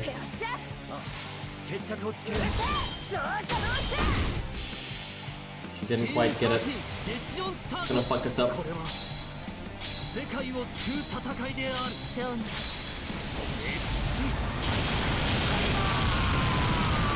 Kyo's buff really was bad. Funnily enough though, I legitimately think Jekyll and Hyde's is worse. Because at least Kiyohime's was objectively a good thing in all circumstance. Now, such a small good thing, how is this a level 84 free quest? This is nothing. Like, it's a Lancer with 121, right? This is not any different than any of the other ones, really. Like, slightly higher HP on those mobs leading up to it, but there is nothing, nothing special here. It disappoints me, game.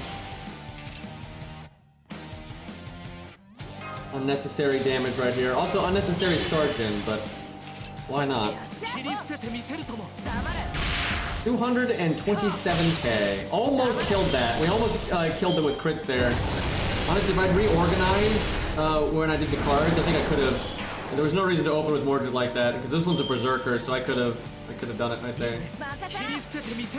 But yeah, Jekyll's buff, if you actually take advantage of it, more times than not is a negative. Occasionally it's a positive, but more times than not it's a negative. So you need to ignore it and act like it doesn't exist, which means you're getting no benefit whatsoever. Where Kiyohime's at least is theoretically a benefit no matter what. Even though the minor defense up, you may die on the exact same turn you would have died on anyway, so there is that.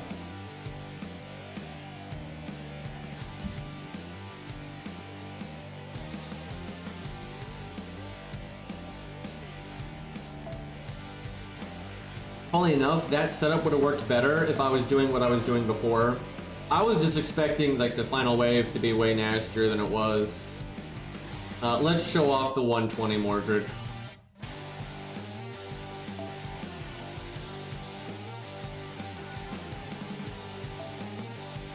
These stats, dude.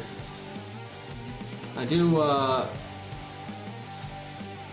like Mordred enough that I'm a bit jealous, but I can't quite commit to a 120 Mordred. Like, Billy and Mori are definitely ahead.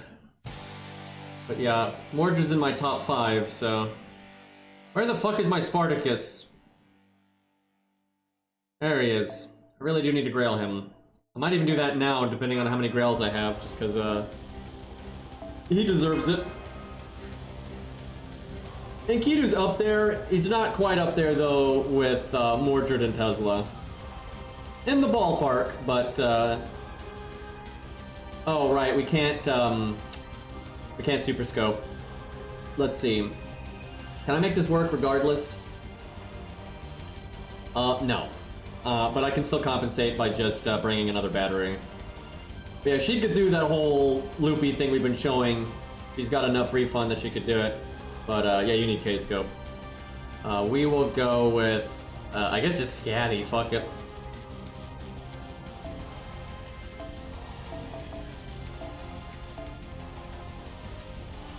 Oh, Max is here. Hi, Max. How you doing? Yeah, why not? We'll show it off just to prove that you can keep up with the... It's kind of fun, though, to show off if you don't have it, how you can still do it, right? You just have to adjust the team a bit. But just for pride's sake, we can show off the good shit. Look at these stats, though, dude. 20k, 19k. Because, like, my Arthur, right, he's a 5-star and all that, right? But he's just, like, normal, right? He doesn't have, like, the bonus stuff that you can give a servant. But he is properly upgraded, right? Like, I've got 1k foe, right? He's level cap, right? He's and like same CE, right? Because chat, when you want to show off your unit, you obviously show them off with Golden Sumo. I mean, obviously, because I mean, who wouldn't use that? It's the best craft essence for general gameplay. Anyway, so and it's level 100, and I'm sure this is level 100 as well.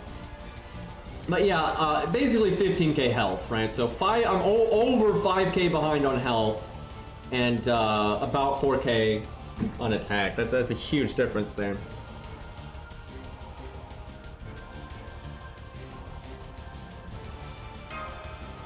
Let's go back to Bedivere here.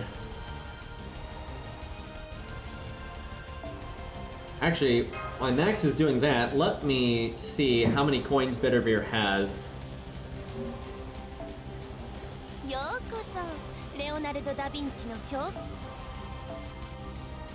Probably not that many, because again, they don't give you a single coin for the Bediveres you got in the past. Okay, so he needs 20. I think that means he needs to get 2 bond ups, I think, at this point. If this bond up is still 5, though, then I think he needs 3, which would be horrible. Let me see what he's at.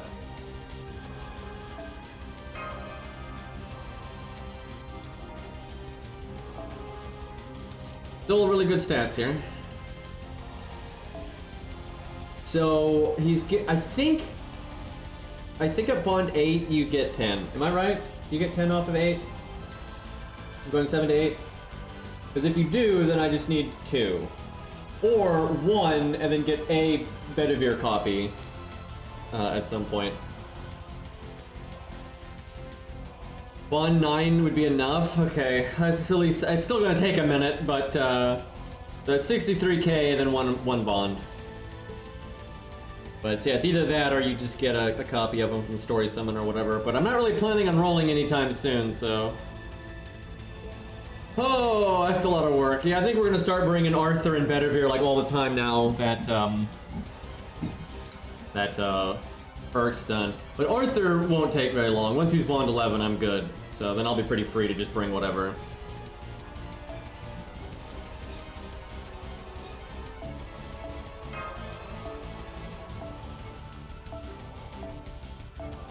This stream has done me wonders, though, for bond gain.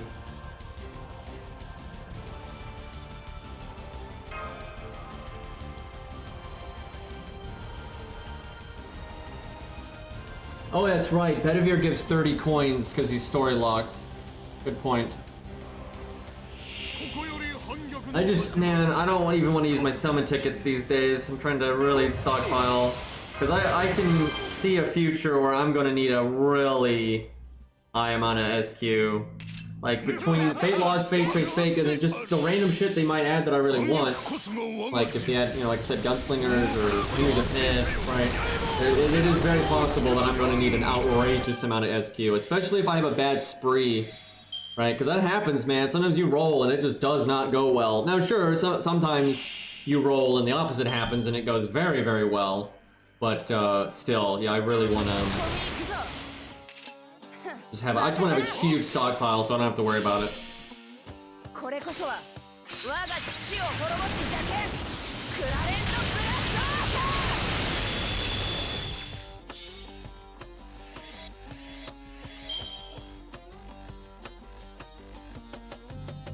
Man, getting Trust in Arknights is so much easier than Bond and FGO. And it's kind of interesting too because Trust in Arknights is more rewarding than Bond, I would say, for the most part. Bond is actually kind of useless in this game. Like, yeah, you get the Bond CE, that's fucking nothing. It's really just about the coins. But you can get the coins just through rolling and such. So it's not necessarily going to help you.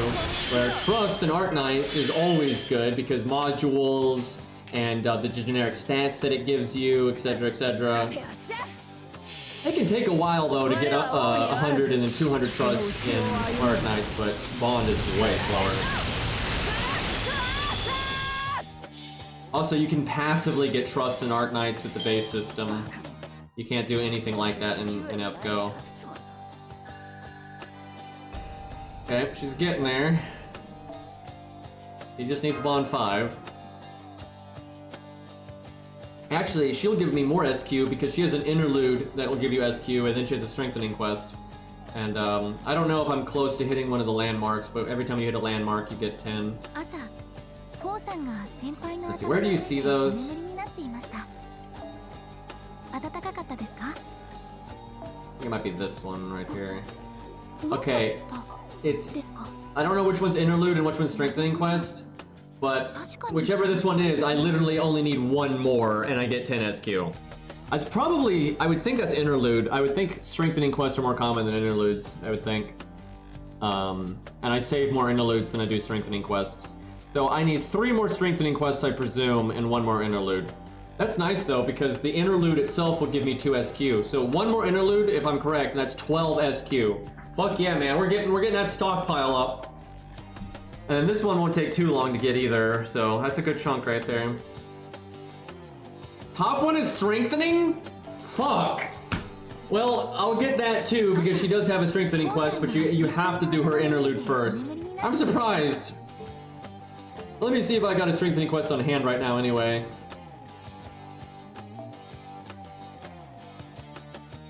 Nope. Although, some of these units I could level up and like get their bond and whatnot and I could do them, but well, we'll still get it. It'll just take a little bit longer. I think her interlude is at bond 3 and her strengthening quest is at bond 5. I looked that up today. And we can do her interlude now, actually, and that's 2 SQ. Oh, hey, we got... You know what? Let me do that real quick, because we've got AP costs down. Why not? Cuckoo is pretty cool so far. At least in terms of like greenness and punching people. I mean, who doesn't like punching people?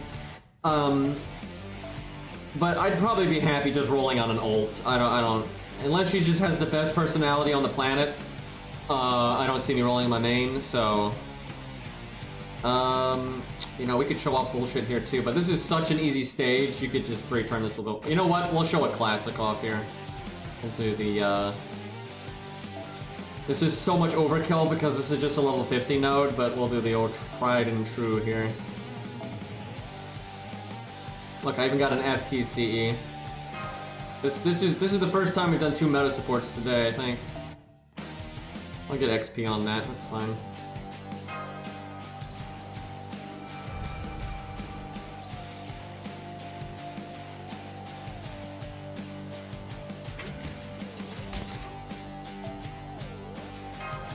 That's a start to an interlude right there. Yeah, he really doesn't need K-Scope anymore because of his buff. But I don't know what else I'd even put there. I guess I could just give him a damage CE or something. Yeah, I'm whipping 40% here. But yeah, if Cuckoo has good animations and stuff, I'll probably just pick an alt account and try to get her on and not worry about it on my main. But you never know. There have definitely been some characters that, you know, have way better story than I was expecting and stuff, so we'll see. But I really hope I don't have to roll. I don't want to roll on my main. Oh, on the one hand, actually, I do want to roll on my main account because if I happen to get coup copies, that would be great. But that's so random. But yeah, it's like I've got 1,200 SQ or 1,300 SQ, and that might seem like a lot, but when you think about like how many characters you could add, you know, with fake, and all that stuff, like, and you roll in one or two of them, and there goes like 800 SQ, right? And then a little while later, then there's another one, and then maybe there's a random 4-star they happen to add. They're like, oh, they're cool, right? Wow, 200k, surprising for a level 50 stage. But anyway, yeah, it's a lot easier to eat into your SQ than you think sometimes, so I want to be really careful. Like, what I really would prefer is, hopefully nothing gets added that I super want, and I get up to like 3,000, 4,000 SQ. And then that's hopefully when you start adding a lot of the face range fake stuff and all that, like, you know, if they ever did revisit Green Knight. I'm so sad that they were going to add Green Knight and then well, 12-6. Damn it, we didn't kill it. So now I'm using a caster on a rider. We probably could have killed there if I was paying more attention, but it was kind of tanky. I don't know why we're fighting St. George. I have not actually read Cleopatra's Interlude. I read one of them, or maybe it was a Caesar one, but I've read a few things that have her in it, but she's not in a lot. They use her very rarely. Hello, I'll take that.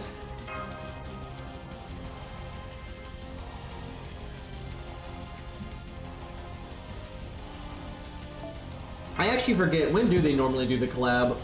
I always forget what month it is. I know it's like Golden Week for them, but I don't remember the date of that. I think it's going to be Tsukihime though, because Natsu even said in an interview that he looked, the interview asked him something to do with a chance of a Tsukihime collab, and he said like he looks forward to writing it, so it's like, yeah, they're obviously going to do it.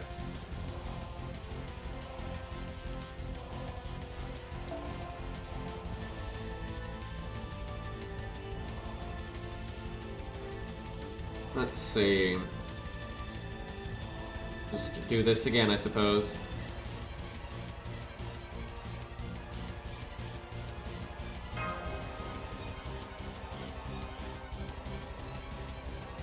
March or April, I think. That sounds about right.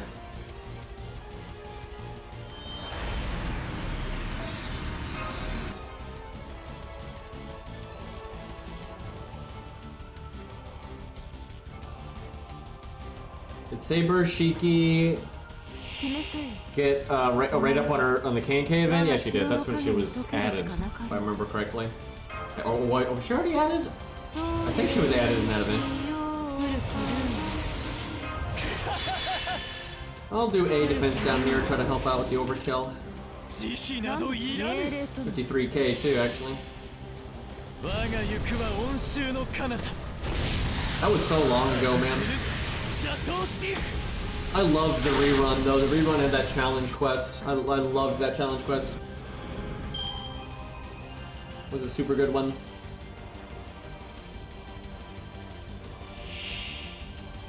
Yep, I do remember though, like, I think most people do like regular Shiki more than Void Shiki, and then she was better gameplay-wise as well, and probably still is, to be honest. Nito Chris, eh? Well, I think Nito Chris is about to have a bad time. He's got a decent amount of health, but we have a quick crit, so... He probably will add CL when they do the collab, and he might just add a second version of Arcway, that might happen. But there's a lot of stuff he could add to Tsukihime with the collab, so it doesn't have to be Arcway specifically.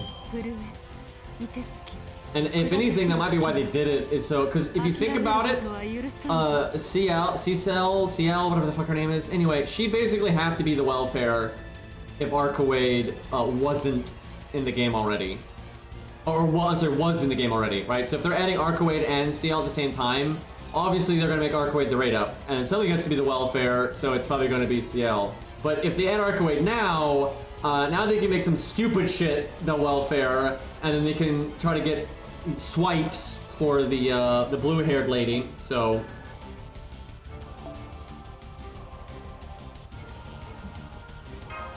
But yeah, they could just add another version of Arcade, so who knows.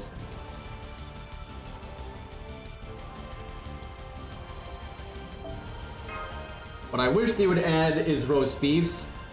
That would be great. Although they'd probably fuck it up and then use like her vampire form, which sucks. And we'll just find a reason to not make her a shielder, even though she so obviously should be a shielder, but they're just not going to do that.